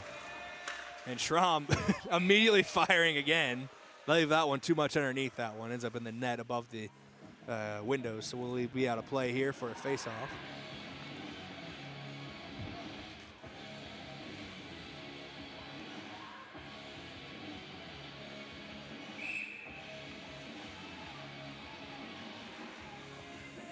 Larson wins the face-off for the Bucks. Van Cleve on it, gets it back. Yeah, you just can't fall asleep here defensively for the Bucks. Keep it down in Brandon Valley's end of the zone here. Doing a good job of that so far. There you go, under 5 seconds to play officially, and it looks like Brandon Valley's just going to hold it in their end. A little bit of pressure from Larson and Haas, but that will do it for the first period of play.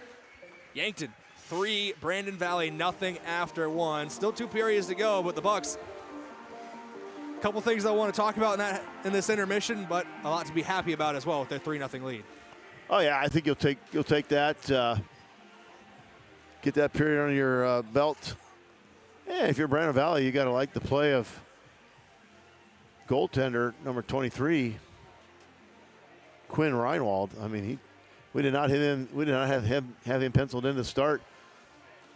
Cole Kleitz has been racking up all the stats for the Ice Cats, and maybe he needed a rest or break, whatever. But a good performance by the goalie. He faced 18 shots, saved 15 of them.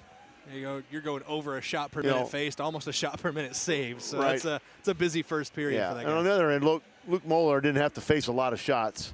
They had some down there that were very easy when they fired long shots. He was able to come out and just play them and get the puck back out, but only 2 shots, 2 saves on those 2 shots. So, yeah, you got to like where you're at after 1 period here. Again, important thing for Yankton is to keep it up, keep the intensity going, and ask your players. We got 34 minutes left. Two periods of 17 minutes.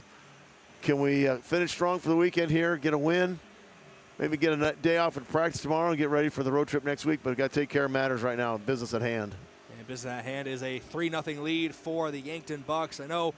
Well, I guess we said earlier, but if you join the broadcast late, if you see the scoreboard in any of our camera shots, it'll say that the guest team has 3. Yankton technically the road team, even though they are hosting this matchup with Good point, Brandon Valley. So if you're any confusion about that hopefully clears it up. Big thank you to a couple of our sportscaster partners for making this broadcast possible before we go to a break here for intermission. Starting with State Farm Roy Wilcox. They've been helping customers get to a better state for over 100 years. No matter where you are in life, State Farm Roy Wilcox will help you make the right play calls for your insurance coverage. Pizza Ranch, for legendary chicken and the best pizza, it's Yankton Pizza Ranch. They're on Broadway or over the phone at 665-1222.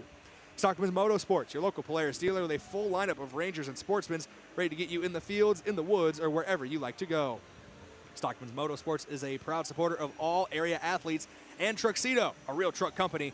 Search Truxedo on Google. Your first period sponsors were First Dakota National Bank, First Chiropractic Center, and the UPS Store. Back in a couple minutes with your intermission update here on KYN-TV. The Bucks lead 3-0 at the end of one.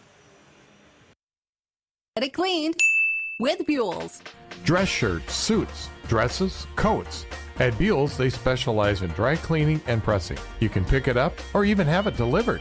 Got a tough stain you're worried about getting out? Leave it to Buell's. They're experts in getting out those nasty stains. Do you wash your own comforter? If you really want it clean, let Buell's do it. Their large-size washers are perfect for comforters. If you need it clean, take it to Buell's.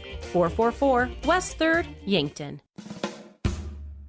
Moody Motors in Niobrara is here to help with all of your automotive needs. Whether that means getting you into a nicer vehicle, servicing or repairing your current vehicle, or any auto body or glass replacement needs.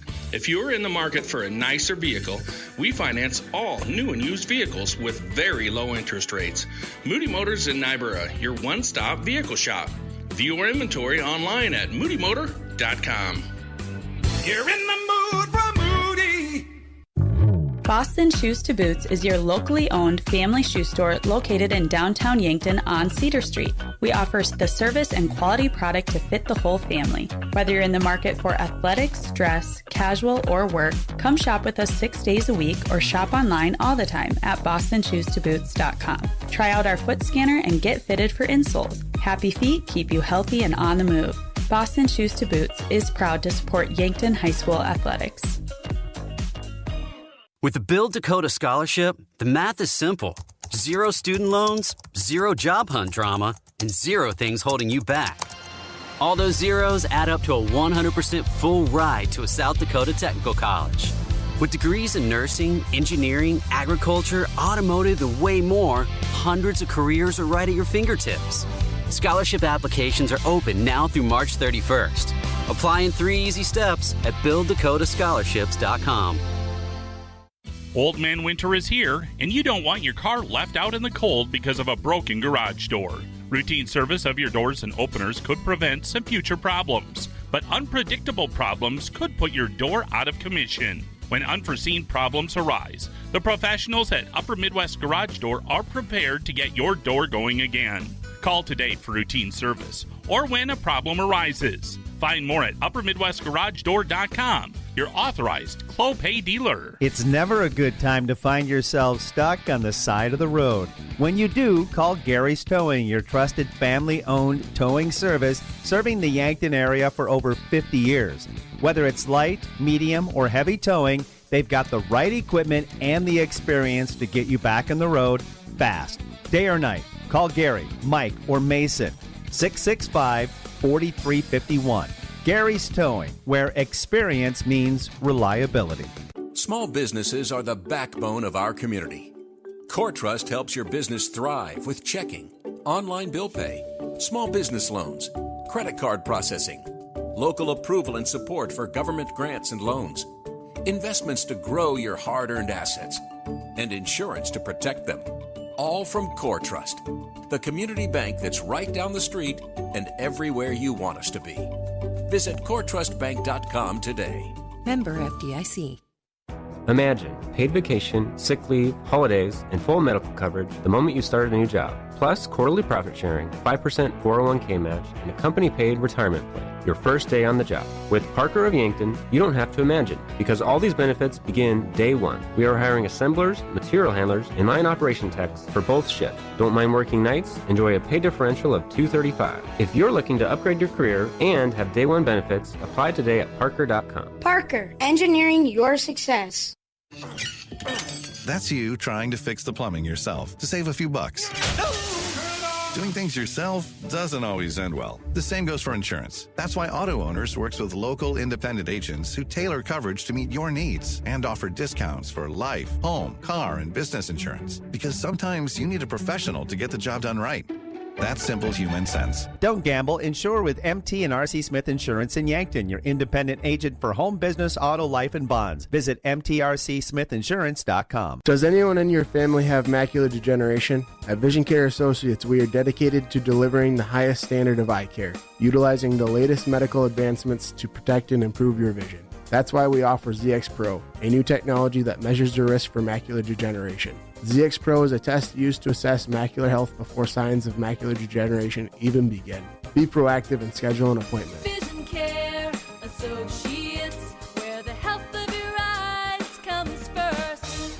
Something big is happening at Hy-Vee. We've just lowered thousands and thousands of prices on thousands and thousands of items in every aisle and in every department. Online, too. And on many of your favorite products, we've even matched prices with some of the biggest discount stores in the country. Because we get it, times are still tough. So we'll continue to work hard to bring you new lower prices on thousands of items. Things are looking different at Hy-Vee. Come see for yourself. Kaiser Heating and Cooling is your hometown heating and cooling professionals specializing in heating your homes, businesses, facilities, and farm. Our trained product line is capable of heating homes of all sizes up to the largest industrial facilities. We also install and service in-floor heating systems, shop radiant heaters, hanging garage heaters, and of course our premium line of Heat and Glow gas and wood fireplaces. When you want to stay warm this winter and feel the heat, remember Kaiser Heating and Cooling, Yankton's most trusted heating professionals for over 76 years. Look at all the pictures. Welcome back in here on KYN TV for Yankton Bucks hockey. It's 3-0 in the first intermission. This intermission brought to you by Avera Health. Visit Avera.org today. We're live from the Fairfield Inn and Suites and Holiday Inn Express in Yankton broadcast booth. Great rates, flexible reservation changes just by calling the Fairfield by Marriott or Holiday Inn Express Hotel Direct, 605-653-2250. Let's look at your shots on goal, brought to you by Kaiser Heating and Cooling. Be the wiser, go with Kaiser. They're located at 808 West 23rd Street in Yankton. 18 shots on goal in that first period for the Yankton Bucks compared to just 2 for Brandon Valley. Looking at this scoreboard update as well, brought to you by SWAT Chiropractic and Rehab. Rushmore and Sioux Falls West, we were talking about that a bit in the pregame. That did end 6-3, Rushmore with a win over West. But that was 5-1 after the first period. So Sioux Falls West, a bit of a comeback, but could not complete it. Looking at your 3 goal scorers in that first period for Yankton, we had Rylan Murphy, Jack Pedersen, and Cade Schramm all get in on the score sheet. As for who assisted them, Caden Hunoff, Anders Van Olsen, Hunter Haas, and Jack Pedersen each have an assist. So with 1 goal and 1 assist, Jack Pedersen currently leading the way with 2 points. Very exciting first half. A bit of a lull in the middle. Came out of the gates firing, and then don't want to call it sloppy, but maybe not as much urgency in the Bucks in the middle part of that period, and then at the end getting that 3rd goal. Yeah, I think that's one of the hockey coaches' worst story out there. They don't like 2-goal leads. They just don't like being up 2 because it just takes 1, and all of a sudden now obviously it's a 1-goal game, but you get up 3, you feel a little bit better, but you can't rest on that if you're Yankton Bucks. They got to come out. They come out with that same intensity. Again, they're facing what we think is fairly inexperienced goalie at the varsity level, at least for the Ice Cats, because they don't have their man with all the stats, Cole Kleitz, in the game so far. Now we'll see how they open up the second period of action, because they can certainly make a change there. But I think Quinn Reinwald played pretty well for the Ice Cats, and he faced a lot of music there, but he turned away 15 shots, and there's some stuff fired at him pretty good there. The Yankton goals were good ones. You got the chance to get open net, spread the puck around a little bit, and get them out of position. It makes the scoring a lot easier. So we'll see. Hopefully Yankton will come out strong second period. A couple of the first shots that Reinwald faced were the 2 first goals of the game. Yankton got those in the first minute and I think 53 seconds. Not even 2 full minutes in, you're down 2-0. But he really settled in through the middle part of that. And as you mentioned, 15 saves in 1 period is a lot, no matter how you cut it. But he's been very busy today. We'll see if they stick with him in goal, if they make a switch, or whatever the plan is for Brandon Valley there. But that stat recap was brought to you by Mayor Signs. It's time to review the look of your business's signage. Let Mayor Signs help. They offer all types of signs, including lit, non-lit, digital, and much more. Contact Mayor Signs today on 4th and Broadway in Yankton.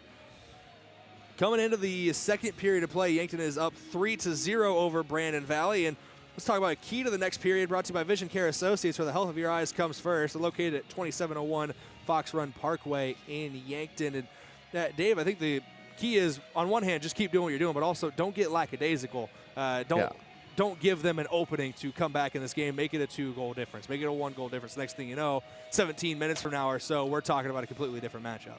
Yeah, I think that's easy to fall into that trap. I think they just got to keep in mind Brandon Valley's, they're not scoring a lot of goals this year. They've scored 38. It's been kind of obvious they have not had the pressure offensively on the Bucks. For the Bucks defense to have to really play down deep in the zone and try to, protect Luke Moeller there in the net. He's only had 2 shots on. So I think that probably helps Yankton feel confident in their offense, that they can take advantage of that. We've been on the other side of that equation before in our games with the Yankton program.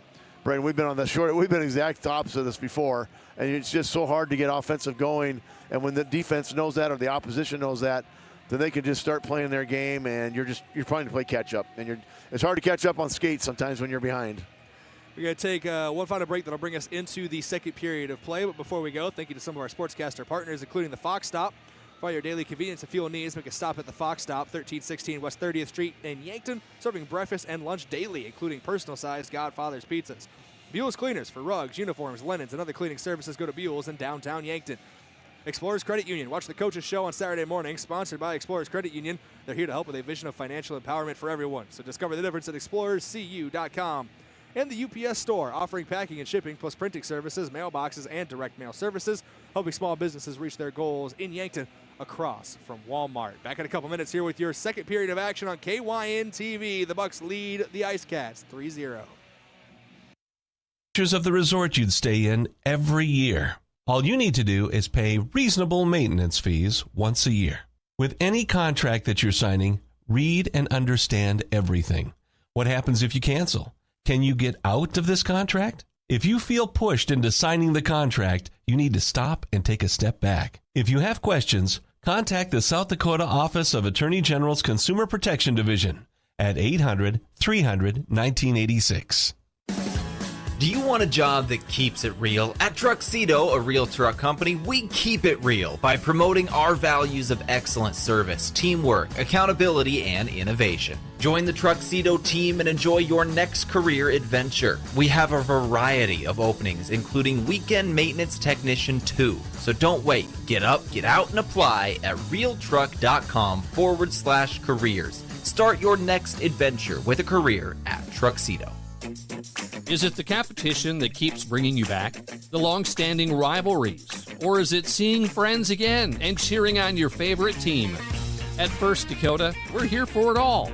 We appreciate the fans, the players, the coaches and officials, the concessions crew. The shared community experience is part of what makes life here great, and we're here for it. See you at the game. First Dakota National Bank, member FDIC. Throughout American Heart Month, Yankton Medical Clinic cardiologists remind you to love your heart. Move it, move it, move it. Exercise remains the best way to maintain a healthy heart. Brisk walking 2.5 hours a week can go a long way in helping your heart. This Love Your Heart message, courtesy of Dr. Pajuru, cardiologist at Yankton Medical Clinic. To schedule an appointment with Dr. Pajuru, call 605-664-2741. No referral needed. Learn more at yanktonmedicalclinic.com. So much care, so close to home. Welcome back in here on KYN TV for your second period of action. The Yankton Bucks lead the Brandon Valley Ice Cats 3-0 after our first 17. We put a fresh 17 at the clock. Jack Pedersen slides into the center circle for Yankton. Puck drop. We're underway for period number 2. He got that one off of Fogarty for Brandon Valley. Yankton now moving right to left again. Switching sides here. Yankton is the road team on the scoreboard. Brandon Valley technically the host, despite it being played here in Yankton. There's a slapper early there from Rankin that got blocked up and went out of play. So the Ice Cats are going to keep Reinwald in the net, and might as well. I think he played pretty well, settled in pretty nicely there. Gave up 3, but let's see if the Bucks can keep the pressure on here in the second period. Hunoff picked that one up near center ice and slapped it back into Brandon Valley's end, but we're going to get icing here. Yep, so that'll bring it back to Brandon Valley's into their zone. Gives players a chance to catch a breath, change the line a little bit.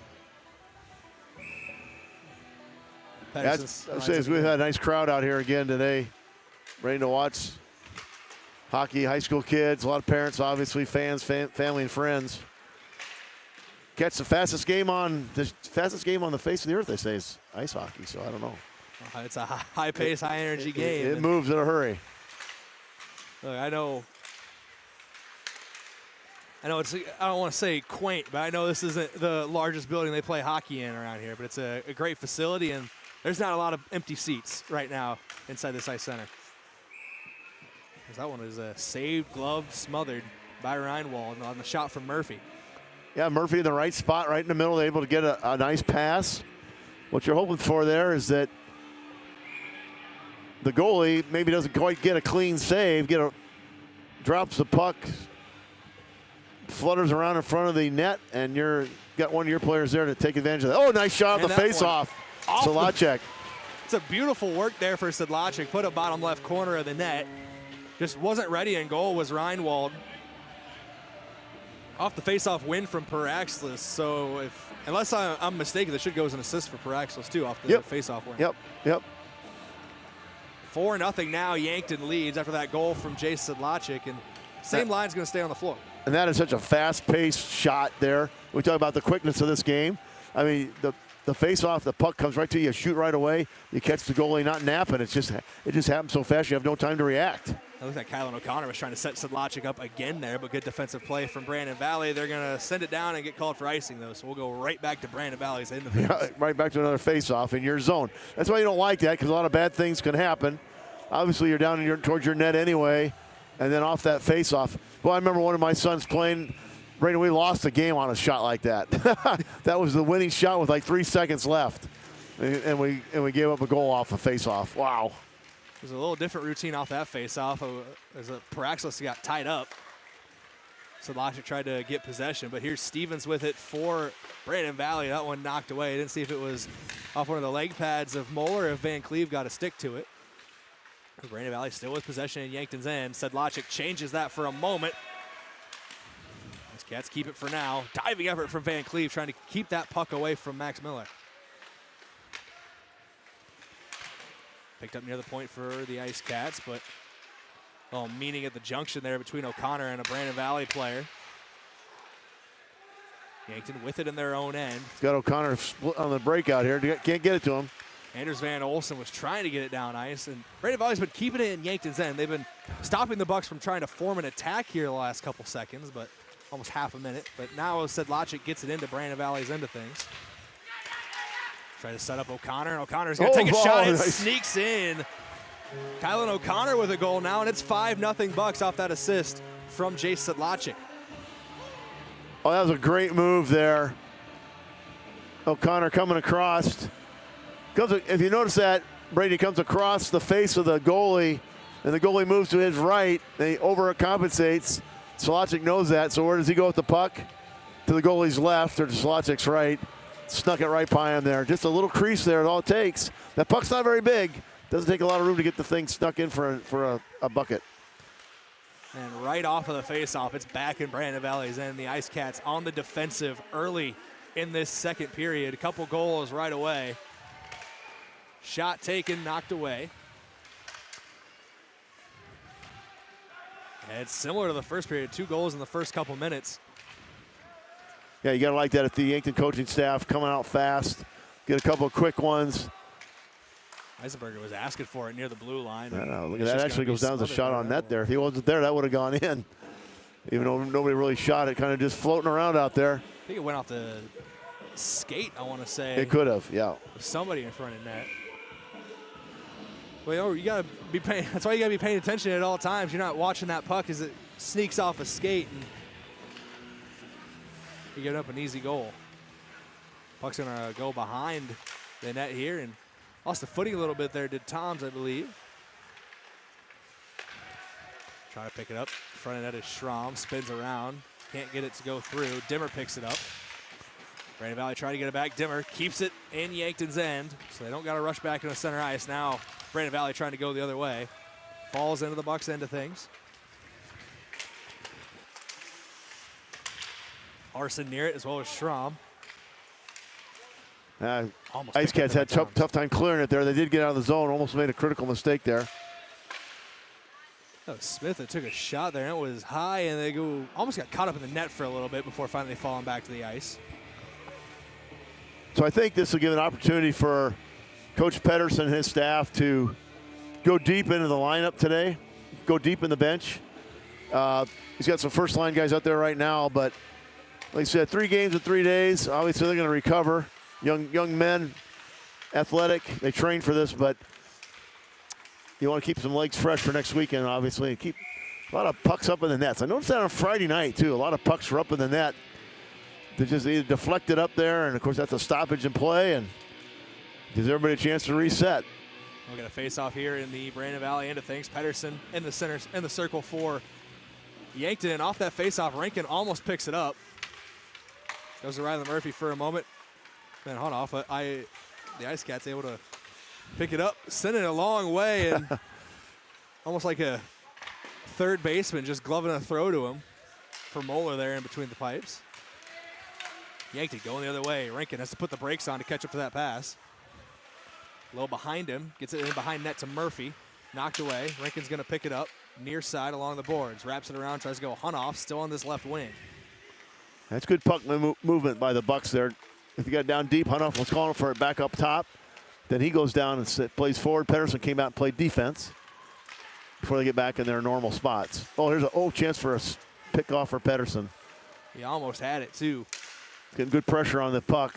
Poncelet loses really the puck. Good pressure. Got him open down low. And Rankin almost spun around on that one. Would have been a beautiful goal. Good pass to Hunoff, but a better save with the blocker.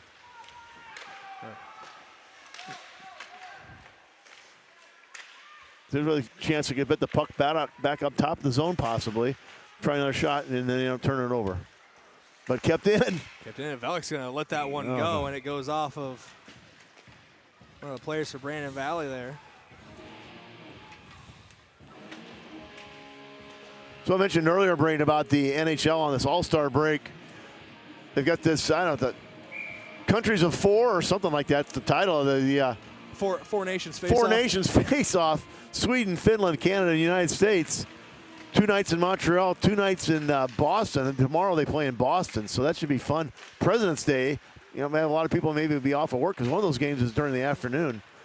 And I know the USA, if they should take business, they have already taken care of business. They should be playing in the championship in that setup, but we'll see where it goes with Finland, Sweden,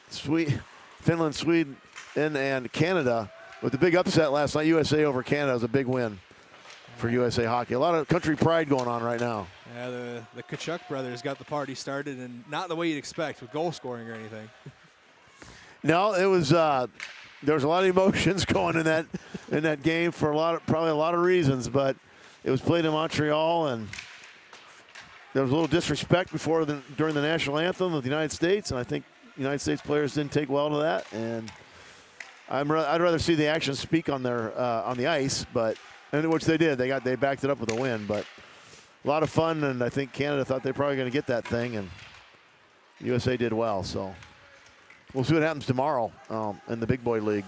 That should be a lot of fun. There's a good opportunity there for Paraxlis on that last attack for Yankton. Tried to go near post, but didn't have the space for it. Brandon Valley down 5-0 here in the second period of play. 10:25 to go in this second stanza. Toms and Larson. Now to Schramm. Puck gets played back, and it's going to get away from everybody. Moeller will pick it up. Moeller picking it up, trying to start the attack, but part of it, too, is he hasn't been in action here recently. It's been all Yankton in this second period. 9 shots on goal for the Bucks. And I believe 2 this period for the Ice Cats.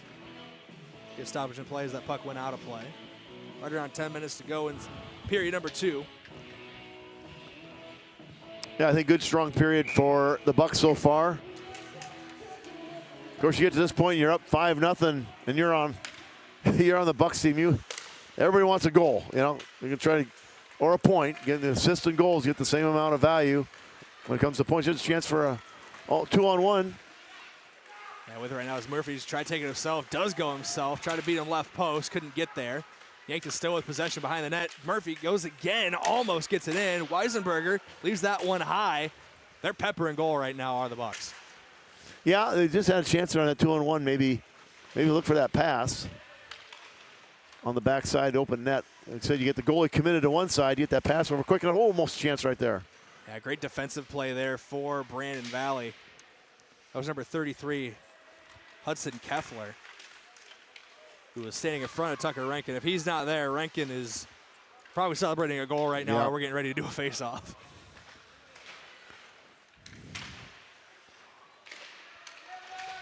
And we said at the top of the broadcast, Brandon Valley is a newer program. A lot of these kids probably grew up playing in the Sioux Falls program.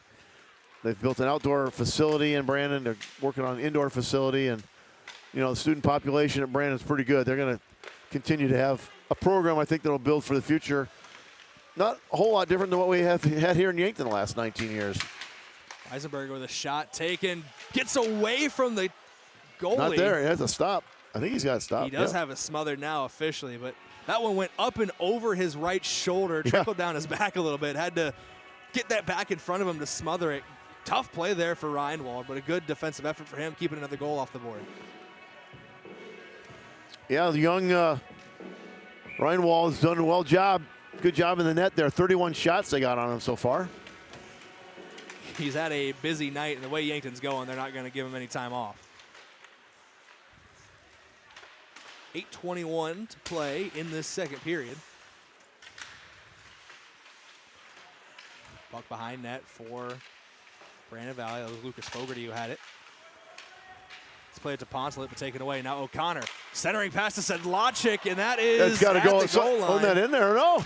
No, it Wow. wasn't. A couple Yankton fans are saying it went in. Sedlacek. Yeah, Reinwald without his stick. He just got no stick right now. And Yankton's not able to take advantage of it so far. He's still playing without his stick. Yankton's So he's definitely playing a linebacker role right now. Brayden trying to get that thing stopped. You usually get a teammate to help get it over to you. Paraxlis. Look, I got a penalty on Brandon Valley here at the trip. It looked like he got hooked a little bit there, tripped up. Reinwald's going to get his stick back, but Yankton's going to get a power play. Well, that puck was just hanging on the line there.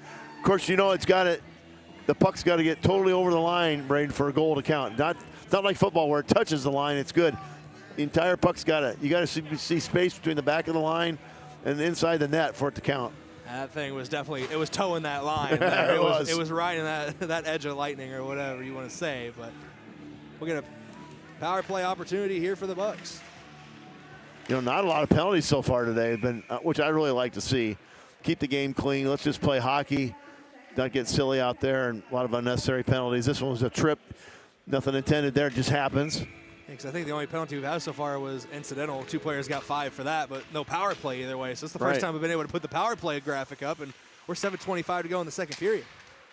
Here's Schramm with it in Brandon Valley's end, trying to make some magic happen for Yankton. They do have the 5-on-4. On off goes to Murphy. Murphy going to send it goalwards, knocked away, up, flutters near the boards, picked up by Yankton. This is like you like to see a lot of practice of passing the puck here, spreading your offense, and work on this power play because you get a one-man advantage. You'd like to really take advantage of this throughout the season, particularly if you're in a tight game. Can you get a goal during a power play? And Murphy sends that one. It's between the legs, and Reinwald just shuts the door to cover that one up. We'll get another face-off here. Still power play opportunity for Yankton. About 1:17 left on the penalty. In the penalty box right now is Justin Pedersen, which he was the player that got sent there earlier for the incidental, I believe, with Ryland Murphy.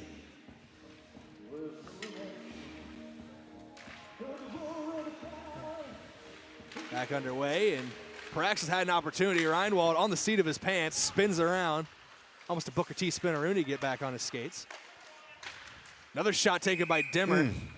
Hits the net, but not the one he wants as it goes out of play. Yeah, a lot of good pressure put on by the Bucks here, Brayden, as far as getting some shots on the net, as well as passing the puck and finding the open teammate on the power play. Praxis off the face-off. Puck goes to Dimmer. Dimmer, cross-ice pass. Sedlacek was there waiting at the back post. Yeah, a shot there. Second effort for Yankton. Kylan O'Connor, a screamer for him. Well, that's just one of those opportunities again. Kylan O'Connor just kind of threw it towards the net. I'm not sure he was even really looking much at the net. And he already had the goalie committed to the goalie's right. Where'd he go with that puck? Far left corner of the goalie. Just snuck that in off the post. Yeah, probably a quarter inch the other way. That bounces off the metal, off the post, and goes off to the right. But that was a fun shot to watch. So both teams now even strength on that penalty kill. That was a paint chipper, and as you mentioned, with the goal, penalty kill over, or power play over. I should say they didn't really kill the penalty. They gave up the goal, which gives them 5-on-5 hockey again. Cooper Larson takes it behind his own net, trying to start something here for Yankton. Pushes it down ice to Schramm, who's going to skate onto it. Has Haas on his left. That's Hunter Haas in front of net, centering pass. Almost sneaks it through. It does sneak through. One. He's in. Hunter Haas now on the board as well. Another goal for Yankton. Make it 7-0 Bucks. We're in the second period of play. 5:56. Actually, the clock just started running here. Well, we got run time. We're up 6. Home team's up. Well, it doesn't matter if you're home or away. 6-goal lead. We got run time. So it will stop usually for goals. Usually they give it a little bit of stop that's there, but it'll stop for penalties and goal kill. Otherwise, we're going to run time, which means you're going to get home early to watch Daytona probably. So. Well, it's in a rain delay right now. So still. Oh, my goodness. Maybe we shouldn't start the NASCAR season during the rain season in Florida, but I digress. Another shot opportunity here for Cade Schramm, but gets it knocked away. Good save there from Reinwald. Pedersen on the breakaway. Was Justin going to call a hook here, I think. Yep. Going to get Yankton for a hooking call. So that'll put the Ice Cats now on a power play. Just got to stick one too many times trying to disrupt the. You're trying to knock the puck off the stick as a defenseman. And just the stick kind of got in the way, then it being a hook. So the good thing about this, if you're Yankton, is the clock is running during the penalty when you're down in the power play. So a penalty kill here for Yankton. Power play for Brandon Valley. And can Yankton get a shorthanded goal? Hunoff goes cross ice looking for Rankin. Kind of backs out of it for now. Spins around and has the puck stripped from him. So that's Nathan Fogarty for Brandon Valley. Loses the puck near center ice. Rankin's just going to dump it in. Yep, so there, it's not icing. We're trying to kill the penalty. The Yankton Bucks are. So they can do that for the next minute and 20 seconds. Puck still behind net for Brandon Valley. Trying to get it is Tucker Rankin, and he's doing a little 2-on-1 handicap match there behind the net, trying to win that puck back. But Brandon Valley is able to get it. And the Ice Cats trying to go on the attack. Poncelet was chasing it down, but it was sent all the way back to net and had to be blocked away. And Hunoff hit that thing from basically the center line. So, yeah, I think at this point in this game, and obviously we got ways to go, for Brandon Valley, you're just trying to, let's get some offense going, see if we can put an end to this scoring spree that the Bucks have. And Rankin and Pedersen going to get a shorthanded goal. And that's frustrating for Brandon Valley, Brayden, because they're trying to get better and work on their game, and it's just running into a buzzsaw right now here today and Sunday in Yankton. Yeah, that's Rankin and Pedersen hooking up on that one. And Rankin came in with a team high in assists. Pedersen came in with a team high in goals. Rankin gets another assist. Pedersen gets another goal on that one.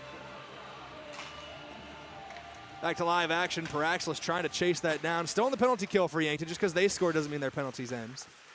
No, that's right. It was a shorthanded goal, so we continue on. There's a shot there. About 10 seconds to go on that penalty. We'll be back to full strength here shortly.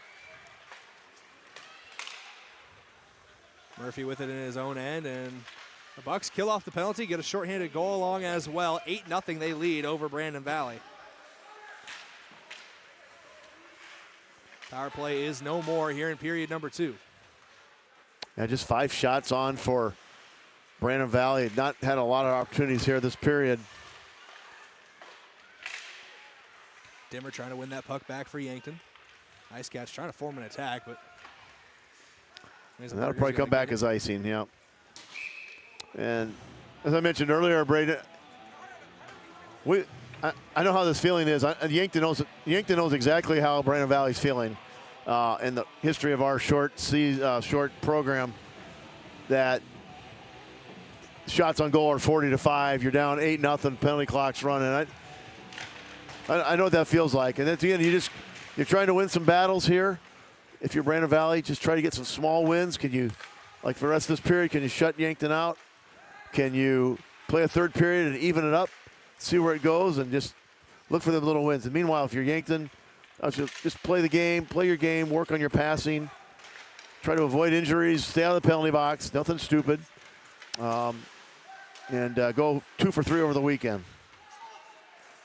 Yankton gets possession back in center ice, goes to Sedlacek on that left wing.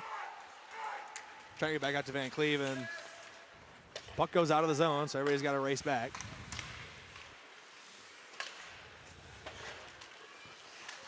Here's Keffler with it for Brandon Valley, taken away by Van Cleve.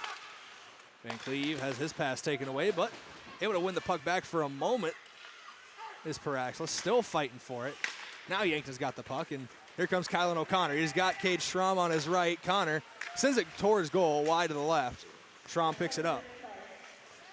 Cooper Larson, Caden Hunoff checking in there. That was a nice shot by O'Connor, and he just purposely made that shot. And what did he do immediately? Came to the bench to get substituted for. Now we're going to get icing on Brandon. Under a minute to play. Clock's going to keep rolling here as Yankton leads 8-0 in period number 2. So yeah, this is a nice place to be in for the Yankton Bucks. And this weekend here, you had that overtime win on Friday night against a good Mitchell team. Oh, off the top of the shot. I like that from the top of the point there by Velik. Good shot there from Issa Velik. That's now 9 goals on the board for the Yankton Bucks from the point, as you mentioned. Basically, as deep into that point as you can get. He was right where the blue line meets the wall, basically. Yep, sometimes those go in from there. Like I said, if it doesn't go in, a lot of times the goalie doesn't stop it completely. You get a ricochet or rebound, another chance to try to poke it in again offensively. And I think they're not even going to let this face-off happen here. So we're just going to go to our third period. Intermission in play. Pitching a shutout right now are the Yankton Bucks. 9-0 they lead. Luke Moeller hasn't been busy, but when he's been called to action, he's knocked them away. 41 shots on goal for the Bucks compared to just 5 for Brandon Valley. As we go to your intermission, brought to you by Avera. That look at the shots of on goal is brought to you by Kaiser Heating and Cooling. Be the wiser and go with Kaiser. Located at 808 West 23rd Street in Yankton. Call 605-665-2895. 9-0 your score at the intermission. When we come back, we'll break down that second period and look ahead to period number 3 as the Bucks up big here in this one. For Dave Spencer, I'm Brayden Butler. We'll be back in a couple minutes with your intermission, brought to you by Avera. FNBO is the great big small bank. And for more than 165 years, we've been with you where you are. A bank that's ready for all your needs, both big and small. Here to help you earn more, save more, so you can do more every step of the way. It's what you can expect from the great big small bank. FNBO, independent and family owned for 6 generations, and ever so focused on you. Stop on by or visit us at fnbo.com, member FDIC. If you want a job where your work matters, you belong at Avera. Here, we've invested in our workforce because every Avera team member drives our health ministry forward, making a difference in lives and communities every day. We offer competitive pay, great health insurance, and even career opportunities. We're putting people first, including you. Search for local job openings and apply at avera.org/careers. I'm Colby Kukta, one of your Yankton Edward Jones financial advisors. We're all about financial investments, but we also value the investments of time, patience, and encouragement our young athletes receive from their coaches, teachers, and mentors. That's why I'm a proud sponsor of the Yankton Bucks and Gazelles on KYNT. Call 605-653-4860 or visit edwardjones.com for all your investment needs. I'm Colby Kukta, financial advisor Edward Jones Yankton, member SIPC. If you've been suffering from chronic pain or a recent injury, check us out, Lane, Reed, and Cole Sawatsky at SWAT Chiropractic and Rehab. We offer a wide variety of treatments and techniques, including dry needling, cupping, chiropractic adjustments, and sports rehabilitation. Our mission is to ensure an individualized and efficient treatment plan to get you back on your feet. From ankle sprains and sports injuries to neck pain and headaches, we've got your back. Give us a call or book an appointment on our website. SWAT Chiropractic, specialized wellness and therapy. Switching is easy. We do it all the time. We switch on the lights. We switch TV channels. Some of us switch partners while square dancing. Well, that's a stretch. But what's not a stretch is how you can switch and save with State Farm. In fact, State Farm agent Rhonda Westland, right here in Yankton, can switch you over so you can start saving today. Rhonda and her team are ready to welcome you to the State Farm neighborhood. With Rhonda Westland, it's easy to switch and save. Just give her a call. When you want the real deal, like a good neighbor, State Farm is there. Have aches and pains taken you out of your game? Then give First Chiropractic Centers a call. We've been helping people get back into their game for over 40 years. Whether your game is sports related, like ice skating, snowmobiling, or simply shoveling snow, household chores, exercising, or daily activities, if your pain is preventing you from enjoying or participating in your chosen activity, we can help. Call First Chiropractic Centers today or visit us at firstchiropracticcenter.com. First Chiropractic Centers, making life better, one adjustment at a time. Are you a business owner looking to offer your employees some benefits? We can help. Missouri River Associates offers all the major health insurance carriers, along with group life, dental, vision, and more. Give me, Jen Great, a call today to review your business and employee needs. Your income is essential and irreplaceable, so protect it with disability income insurance. Get coverage that keeps you secure if life takes unexpected turns. Disability income allows you to receive income even when you can't work, because your financial security shouldn't depend on your health. Give me, Skylar Sherman with Missouri River Associates, a call. That's you trying to fix the plumbing yourself to save a few bucks. Doing things yourself doesn't always end well. The same goes for insurance. That's why Auto Owners works with local independent agents who tailor coverage to meet your needs and offer discounts for life, home, car, and business insurance. Because sometimes you need a professional to get the job done right. That's simple human sense. Don't gamble. Insure with MT and RC Smith Insurance in Yankton, your independent agent for home, business, auto, life, and bonds. Visit mtrcsmithinsurance.com. Do you struggle with dry contacts? At Vision Care Associates, we have a great option. Infused contact lenses by Bosch & Lomb. Infused lenses are designed to ensure that your eyes stay hydrated and irritation-free, even after a full day of wear. Our doctors specialize in fitting these lenses for maximum comfort and optimal vision. Schedule your consultation and experience the all-day comfort and crisp, clear vision you deserve. Vision Care Associates, where the health of your eyes comes first.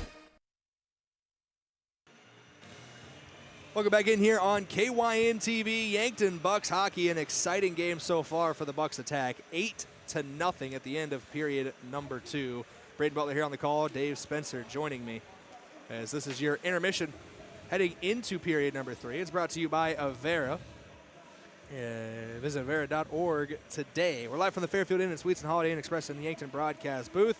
You can get great rates and flexible reservation changes just by calling them direct at 605-653-2250.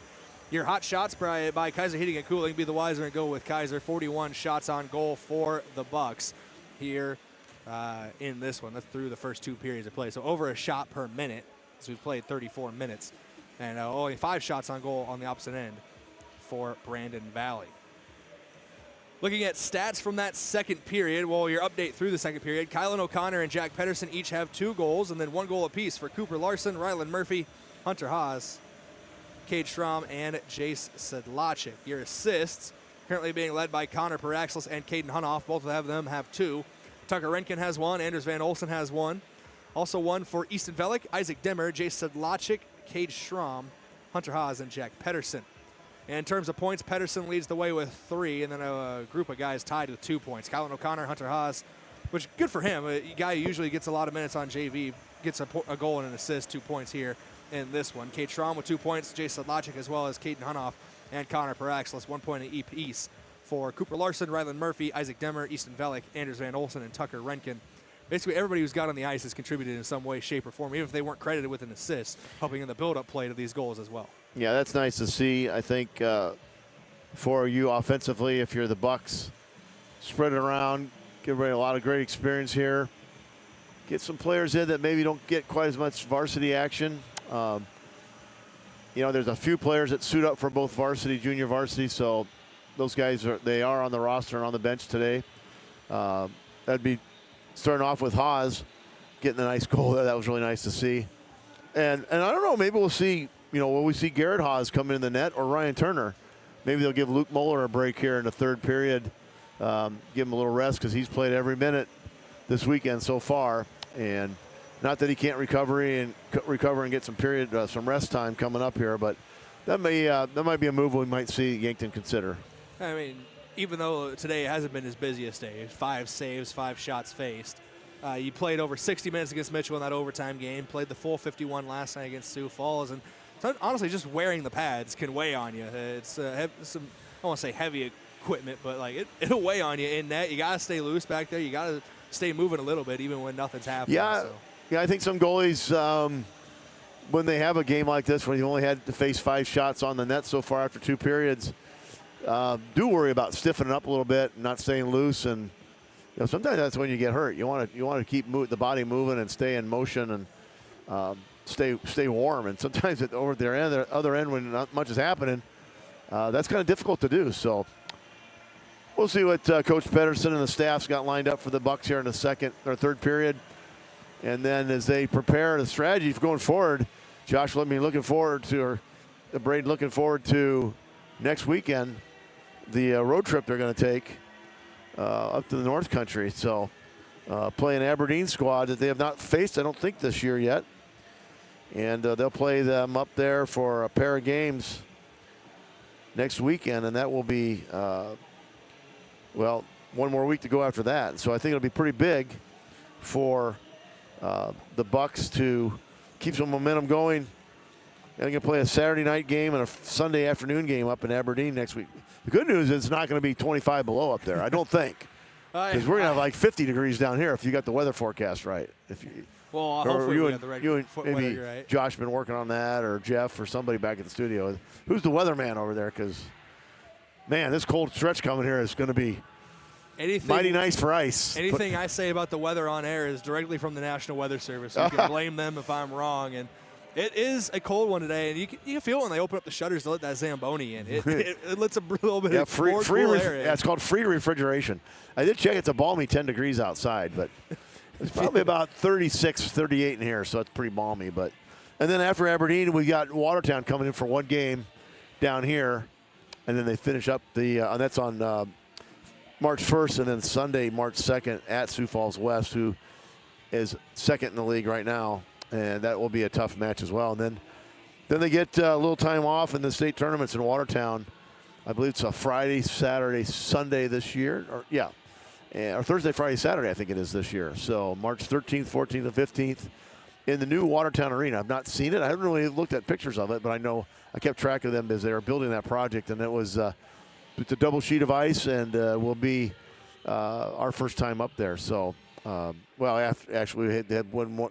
We played up there December 21st, Yankton did, and got a win up there, which is a nice win to have. So, but that Aberdeen series will be big, I think, Brayden, because they're right at the nipping on the heels of the Yankton Bucks. Yeah, they've coming into today only 1 point, separating them, and you got Mitchell right behind that, 3 points back. It's very tight, and you're 3 points back of Sioux Falls East, who's 1 spot ahead of you. It's very tight. Like 2 through 6 or 2 through 7 even is only separated by 8 points. And that's about the same. That is now the same point differential that separates first from second after Rushmore's. I know you were looking at scores earlier. Did you see Aberdeen, who they had today? I can't recall who they had on their schedule today or this weekend. I can pull it up for you. You do have another game that has started, so we're not the only live game around the league today. Watertown and Mitchell playing right now, but for today, schedule says it hasn't started yet. It's not showing up in scores. I think Aberdeen has the day off today from the looks of it. 3 games. Okay. 3 games on the sheet today. Rushmore and Sioux Falls West already wrapping up, and then live right now. They might have had the weekend off. They've had one more game played than Yankton, so this would even us up as far as games. So in the standings, Yankton would be just they're up 1 point before this game today. Yankton gets this one, so they'll have a little lead over Aberdeen. But again, they're going to go head to head next week. So that'll be big for. And again, Yankton's got to travel that. You guys are used to that travel. You just came back from the Black Hills, didn't you? It just came back from Rapid. A little basketball action out there. Bucks and Gazelles basketball against Stevens and Central back-to-back Friday night, Saturday afternoon. Right. I think we got back to Yankton about 1 o'clock technically this morning. Really?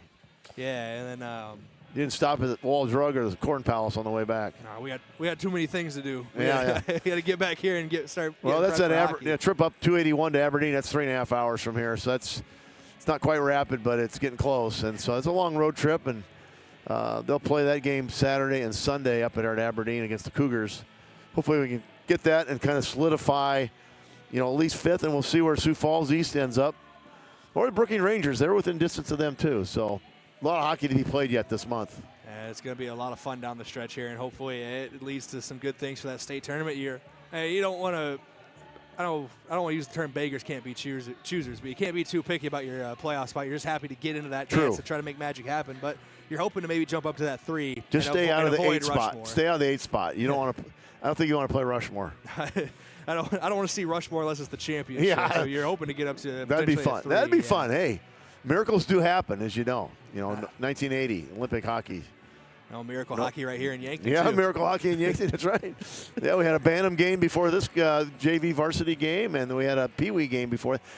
Pee Wee's played Wahi or Pier, and they won that one on a nice win. And then the Bantam team defeated Sioux Center, who was leading. It's Bantam B. We have A division, B division. We play in B division for Bantams, and Yankton got the win over Sioux Center, who's leading the division. And I believe that put Yankton now up to the number 1 spot in Bantam B.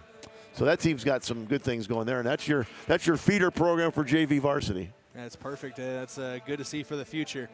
I'm looking at a score here. My Nebraska Cornhuskers are tied with Northwestern after being down really bad. Those are that's why they play that's why the game's not over at halftime, right? Or the game's not over after 1 period or 2 periods. You gotta play the whole game. That's what. Even though you're down 20, there's a chance. You're telling me there's a chance. There's always a chance. The way modern basketball, when it's all just 3-pointers, you get hot enough. Isn't that something? You're right. Make any lead evaporate quick, You're fast, right. and in a hurry. I do want to thank a couple of our sportscaster partners just to round these out for the day. We'll start with MT and RC Smith Insurance. They're an independent insurance agency offering you a variety of products for your individual, family, and business needs. They're located at 204 West 4th Street in Yankton. Call them at 665-3611. Vision Care Associates, where the health of your eyes comes first. They're at 2701 Fox Run Parkway in Yankton. And Edward Jones financial advisor Kobe Kukta. To win in sports, you have to adapt your strategy as the game changes. The same is true of investments. Colby Kukta, your Edward Jones financial advisor, can review your game plan today. Call him at 605-653-4860. Edward Jones is a member SIPC. Got under a minute to go before we start this 3rd period of action. Looks like Luke Moeller staying out there in net for Yankton. Yeah, they're going to keep Luke out there. Ryan Turner's getting some stretching out there as well. And I don't know if I see Garrett Hawes suited up for the varsity game or not. Sometimes I should know that rule. Brayden, you can only have 2 goalies suited up per game. So you can't have 2 on the bench. You can only have 1. So Garrett got his, but a goalie can skate out. I mean, you want to go put the other skates on and put the other pads on, you can skate out, and some goalies like to do that. Little change of pace and let someone else tend the net and get some other action in there. Maybe get a goal scored. That'd be fun. So it's all fun and games to look up and Moeller suddenly changed the pads out somewhere. Or one of these games. Obviously, now we can't do that as we're getting ready to go here in period number 3. We are underway in the 3rd period.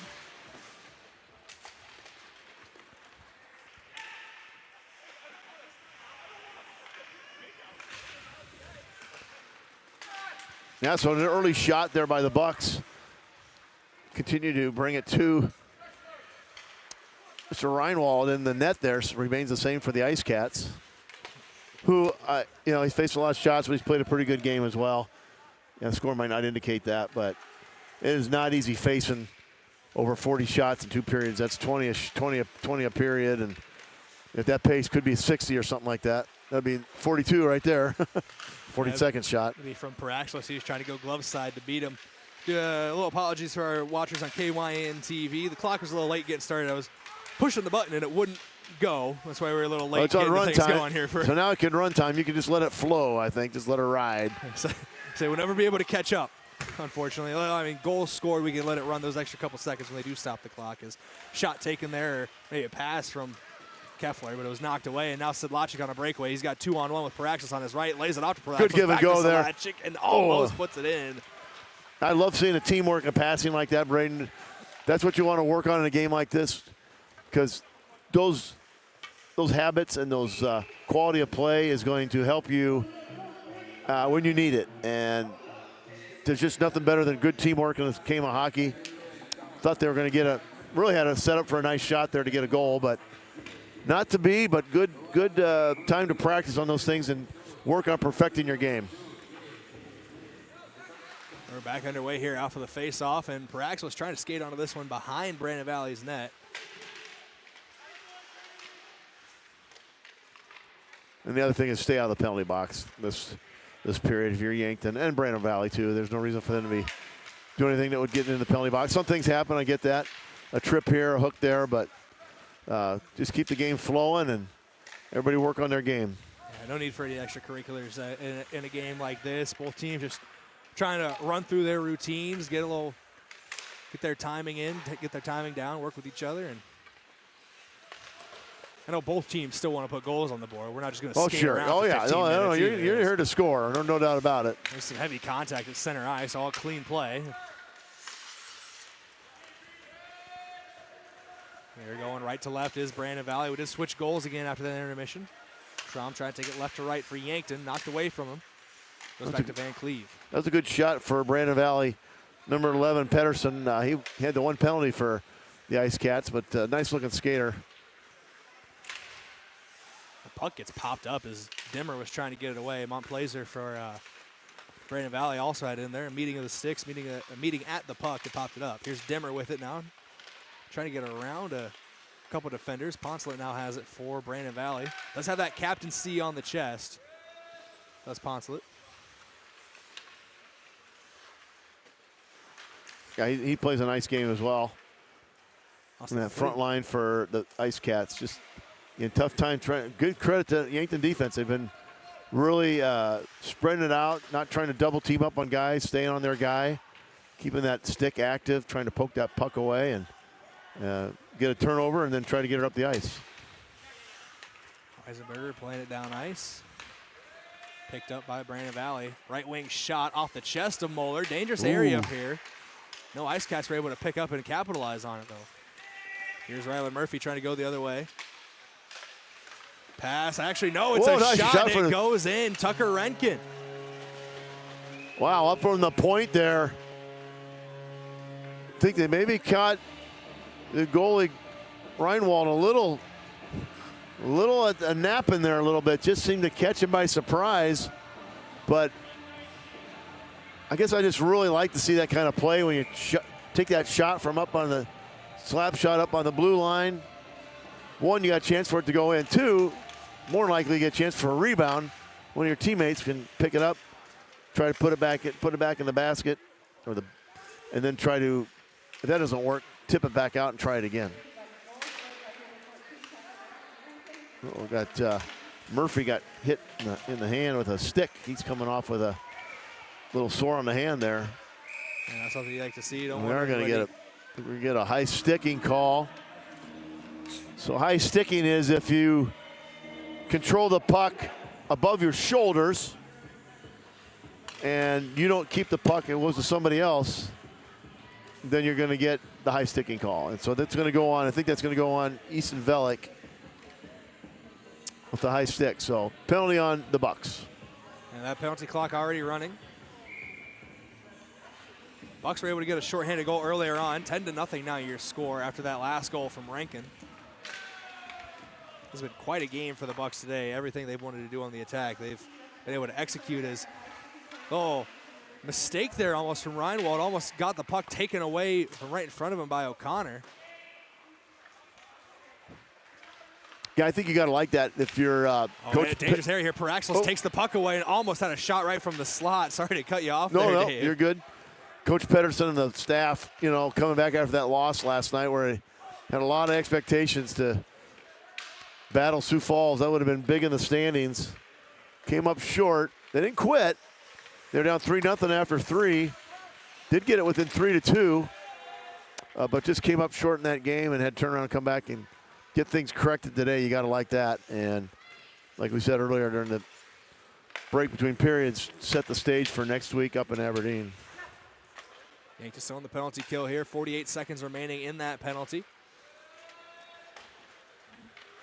It's all about trying to set yourself up for success right now, not only on the ice in this game, but as you mentioned, into the future with those games against Aberdeen looming.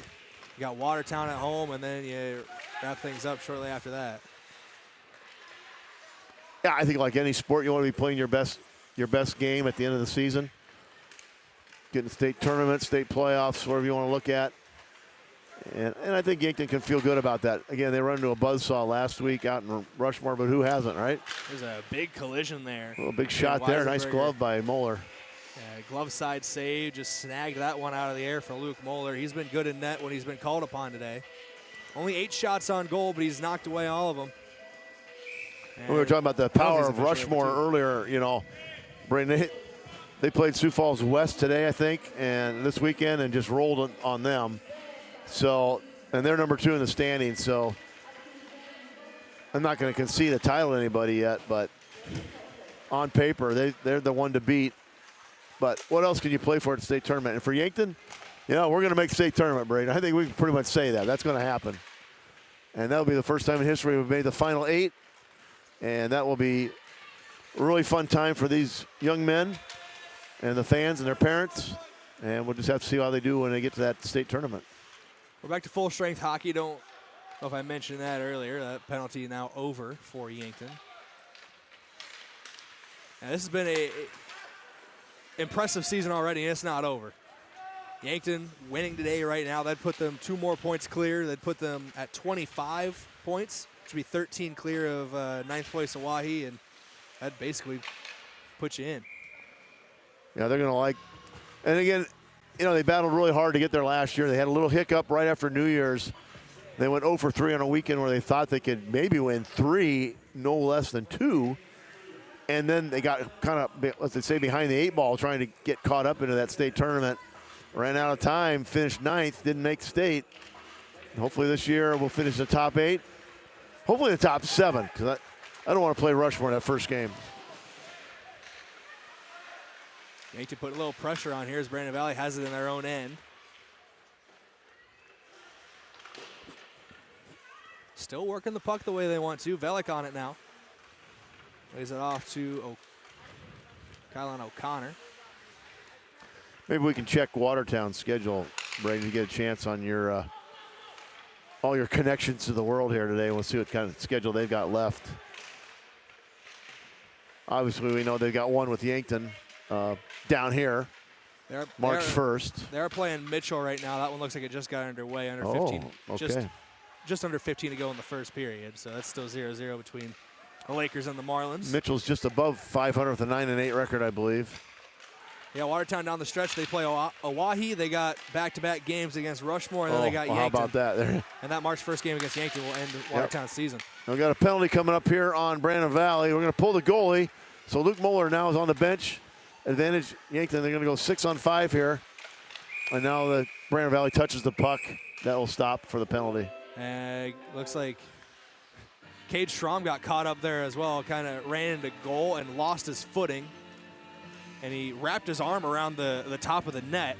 So he had to be helped out of that situation. And now we'll have the penalty, the power play here for Yankton. Yeah, I'm looking for the call from the officials. They're going to give him a 4-minute penalty, I believe. Might have to wait for the public address announcer to answer what it was. Which is, now they're talking to the coaches on the Brandon Valley side where the clock's running. I think, and I've operated the clock here, I would stop this for, just as we're getting clarification. And they're going to get their answer they wanted here. But it'll be a 4-minute penalty. That's the kind of call we have here. 4-minute penalty. That's basically the remainder of this contest, too. Or at least half of the remainder of this contest. Yeah, I don't hear anything out of the PA announcer yet. Not anything either, but in front of net, Schramm with it. Had an opportunity. Pedersen's going to pick it up. He'll play it back to Murphy near the blue line at the point.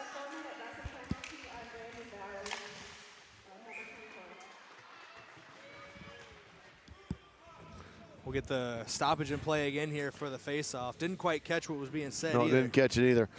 But back to that schedule for Watertown. So they've got to play number 1 seed right now, Rushmore, and us. So They've got their and a one game with Oahe. And that Oahe game is big for them. That's the team right behind them in the standings right now for Watertown. So that could be, just because you're hosting the state tournament, you could finish outside that top 8. You could watch 8 teams play on your ice for a state title. Yeah, that will easily happen. It happens more than once. So that's a tough road to hoe for the Lakers. Hopefully we can take care of business when they come down here and play on March 1st. But before that, the Bucks have got to take on the Cougars of Aberdeen, and that'll be a big weekend too.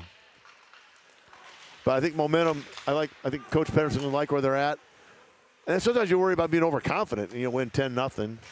Again, Brandon Valley's struggling a little bit this year. They've only got two league wins, and so yeah, you probably should win this game. I think they played the first time. Yankton won 9-1, if I'm correct on that. Yeah, you did 9-1 back here, middle of December, I believe. Right. They played. Yankton trying to get that puck back. They're still in Brandon Valley's end right now. They're behind the net. Schramm's on it. Murphy's there as well, and player goes down hard for Brandon Valley and takes a Murphy stick with him. Rylan Murphy wasn't happy about that at the other end. Luke Mueller has to knock it away as the puck was sliding towards him. That one's sent away. And well, good job by Brandon Valley on the penalty kill. So you kill off a 4-minute penalty. That says something good for your defense if you're Brandon Valley. It's a long time to be down one guy. When you're down one skater, that puts the pressure on you and your goalie. Well, right in the slot there. Into Paraxlis, but I would take advantage with the Bucks. Just over 4:30 to play now in this third period. Paraxlis, far side of the ice. Cooper Larson, who was standing near the alongside of the boards, was waiting for Paraxlis to go by him. Puck got dropped off to him. Goes to O'Connor now. Good job setting. You can tell Yankton's working on their passing game here. Getting some nice passing around the perimeter. Keep their players in position. Their defensemen up top. Kylan O'Connor's playing defense right now. O'Connor skating along the blue line. He's going to take a shot, knocked away. He got a quick shot, doesn't he? Wow. He got his own guy. O'Connor with his stick again. Took down Jay Solachek on that shot. That puck does not feel good on his hockey boot at about 80 miles an hour. Dimmer kept it on in. The blue line. Larson with it now behind net. Plays it out. Goes to O'Connor. Trying to glide near the slot and back. Dimmer got hit from behind there. No whistles or anything. No penalty. They're going to kill the penalty. Good penalty kill there for Brandon Valley. We're back to full strength hockey, 5-on-5. Paraxlis with it.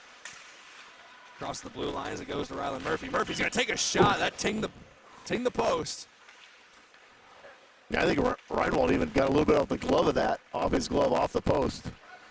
He doesn't close one. If he doesn't get a glove to it, it might be in the back of the net right now. Right. Now, Reinwald, there's 10 goals up against him. But you look at how he's played tonight, the shots he's faced, some of the tough saves he's had to make, and just how busy he's been. 46 shots against him. That is a tough day at the office. It's a full day at the office, that's for sure. No doubt about that. Might even be a little bit of overtime. 2:40 to play here in regulation. But they've done a good job here in the third period, keeping Yankton out of the net so far. Just one goal here. Might be one coming up here. Oh, nice. Pedersen. I think it's a glove save from Reinwald. It is a glove save. Well, that shot was going high. That was going high. Got the glove up. Flashed the leather a little bit. It's not like Yankton is maybe cooled off the aggression a little bit, but they're still running their attack. They're still running their first three lines. They're running their lines like normal. You could tell that on that power play they worked on a lot of passing. And that's something that's really hard to, I mean, you think it looks easy. Some of these kids make it really look easy. That is not easy, keeping that puck on that stick and trying to control it and where you want to direct it and then receive the pass. And all. There's a lot to that. I mean, it takes years to develop those skills. And that's why we like our youth program here in Yankton and continue to build the feeder program into the varsity, junior varsity levels. Another save there as well, made by Ryan Wald. He's up to 48 shots faced, 38 saves. As Yankton possesses the puck off the faceoff for Axlis. He's going to slap it. Another nice save. Another glove save. Wow. they've been attacking glove side of Reinwald all night long, and he's made some very flashy saves, but they've beaten him as well on that side. So it's give and take right now going glove side on Reinwald, but he seems to be dialed in right now. If he hasn't played a lot of varsity action, which our records show he hasn't, he's done a nice job of getting in there and getting the mix and getting the feel for when he's got to go again in the net. Brayden Valley able to win the puck, but getting it right back for Yankton. Under a minute to play now, 10-0 your score. Yankton, so they're going to cruise to a win in this one, build some momentum going into a weekend trip to Aberdeen coming up. March towards the end of the season. 4 games remaining after this one, 2 against Aberdeen in the near future. 37 seconds now to play. Puck still behind the net. Here's Hunoff trying to find something. Gets knocked away. Picked up by Cooper Larson. I've been watching the Nebraska basketball score a little bit. They won after being down 20. So this is why I love Nebraska ball. 15 seconds. A lot of people not happy that first half probably, but Schramm here. That should pretty much do it here, I think. That's going to roll. Slide all the way back to Muller. He'll flip it back down ice. But 3 seconds, 2 seconds, and 1. Yankton picks up the win here today. 12-6 now on the year are your Yankton Bucks. 25 points on the season puts them 1 point back of 4th place Sioux Falls East with 4 games to play in the regular season. We're just going to get right into the post game here, Dave, if that works for you. We've met all of our ad requirements, so nobody's going to come at us with a bill later on. This was a lot of fun for the Yankton attack. Obviously, anytime you score 10 goals, you don't got much to complain about, but able to build back some momentum after a tough loss last night to Sioux Falls, where you can start to go into the future looking at 2 games against Aberdeen, looking at Watertown with some confidence here down the stretch. Well, I think that's good way to look at it. Go 2-3 on the weekend. Played a tough Mitchell team who's got a game today as well. And then you've got a good Sioux Falls squad that came down with these. We played Sioux Falls earlier in the year, lost in overtime by 1. Was hoping to maybe get revenge on that one. Didn't happen. But you can't hang your head. You got to play a 3rd game in the weekend. Not everybody plays 3 games in a weekend. That's a little unusual. But at this time of the season and the way the schedule went, we actually had a bye week. We had another week we only had 1 game. So you want to keep skating, keep your players in shape, keep things going. And Yankton gets the win today over Brayden Valley. So I think you got to like that. But celebrate this win for a little bit, and after that, you turn your attention to the Aberdeen Cougars next weekend, and try to keep the momentum going. This post-game report, while we're talking about it, is brought to you by Mason Schramm and the Move Group. Are you buying or selling? Move with Mason and the Move Group. Browse listings at themovegroup.com. We're live in the Fairfield Inn and Suites and Holiday Inn Express in Yankton broadcast booth. Great rates, flexible reservation changes just by calling Fairfield by Marriott or Holiday Inn Express at 605-653-2250. We're going to start with your out-of-town scoreboard here. Take a look at what else is going on at the varsity level. In South Dakota, we got 1 final and 1 score update. This is brought to you by Upper Midwest Garage Door, your local authorized closed-pay dealer. They specialize in the sales, installation, and service of residential and commercial garage doors and openers throughout eastern South Dakota. Your final 6-3 Rushmore remains undefeated. They get a win over Sioux Falls West. The Thunder did lead 5-1 after that first period, but West was able to battle back, cutting that lead a little bit, but they eventually fall 6-3. Score update between Mitchell and Watertown as well. That is up in Mitchell. The Marlins have taken a 1-goal lead. Shots on goal pretty even right now, 4-3 in that category, but the Marlins up 1-0. Looking at that goal, it looks like Parker Denny and Lucas Yerke got the assists, and Eston Schlimgen is the one who ended up getting the goal that put Mitchell on top in that one. Still plenty of time to play. 5 minutes to go in the first period of that one out in Mitchell.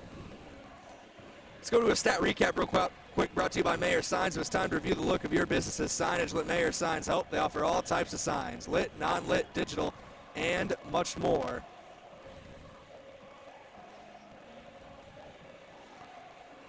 Well, they got the old scoreboard knocked off pretty fast there, but thank goodness the old way of either on the computer or pen and paper got it down as well. Yeah, at least the shots on goal and the score by period. But And the website hadn't finalized the final box score yet, so I had to go back out and back in to find it. That's where the pause was there trying to find the stats for you. It was kind of interesting to see how Yankton scored this whole game. It was 3-0 after one, then 9, and then, I mean, they averaged 3 a period, but when it came down to the third period, only got the 1 goal. And maybe Yankton let off a little bit there, but they didn't let off with their players that are on the ice. I mean, you play with what you got on the bench, and everybody got a lot of extra, some good skating time, good passing time, good just good. Stay away from injury, stay out of the penalty box. If you get a goal, great. You come away with a win.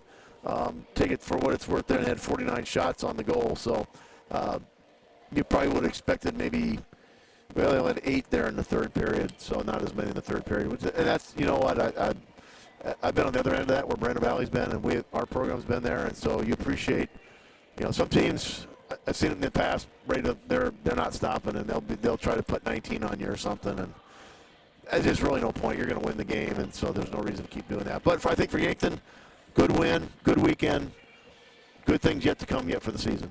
And with that as well, is we do have the final stats now. Who scored who scored those 10 goals for Yankton? 2 goals apiece for both Kylan O'Connor and Jack Pedersen, and then 1 goal each for Cooper Larson, Jason Sedlacek, Hunter Haas, Rylan Murphy, Tucker Renkin, and Cade Schramm.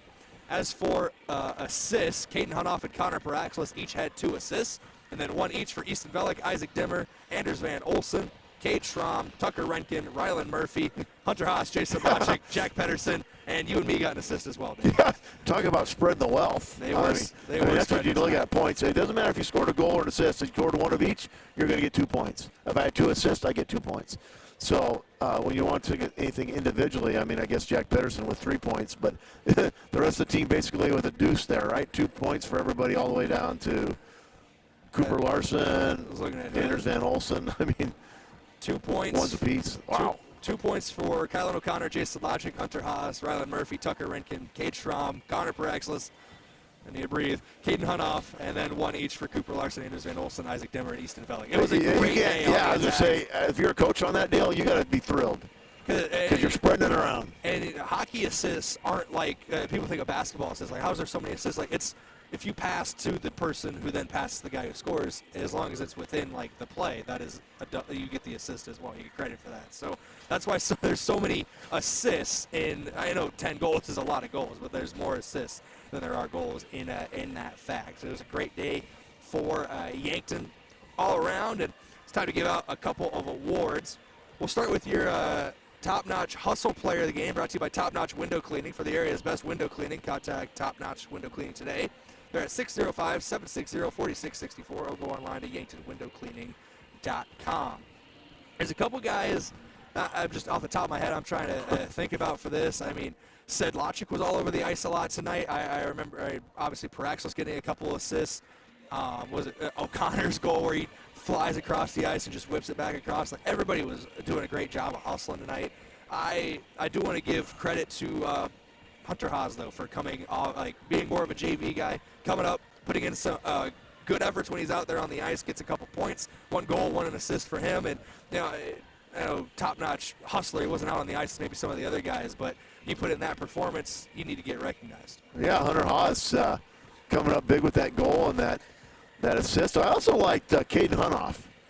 Hunoff was another one I was thinking about. Caden Hunoff playing a defense spot, but he's got the ability to take it down deep as a forward or play as a forward, bring it back out, and just a headsy player, played a lot of hockey in his day, and he does a really good job of, again, distributing the puck. Didn't score any goals, but he had 2 assists, I believe, so he's in that list of about 10 players with 2 assists, 2 points tonight. That's a wonderful score sheet. Well, we talk about being a defender, and honestly, Hunoff in the running for this one. If you agree, defensive player of the game, brought to you by Olson's Pest Technicians. They're your residential commercial pest control solution. Call 1-800-KIL-BUGS. It's hard to narrow it down when you pitch a shutout, but Hunoff, as a defender, which is how I can word this, was still able to get on the attack and be offensive as a defender. So I think he's more than deserving a defensive player of the game, but you got to give credit to the whole team top to bottom anytime you get a shutout. Yeah, definitely a team effort. I think when you get that shutout, and as a goalie, you appreciate your defenders helping you there. And Luke didn't have a big night, didn't have to have a big night, but I think you're right. Defensively, and for whatever offense he could do, which he did, Caden Hunoff did a really good job. So hats off to Caden.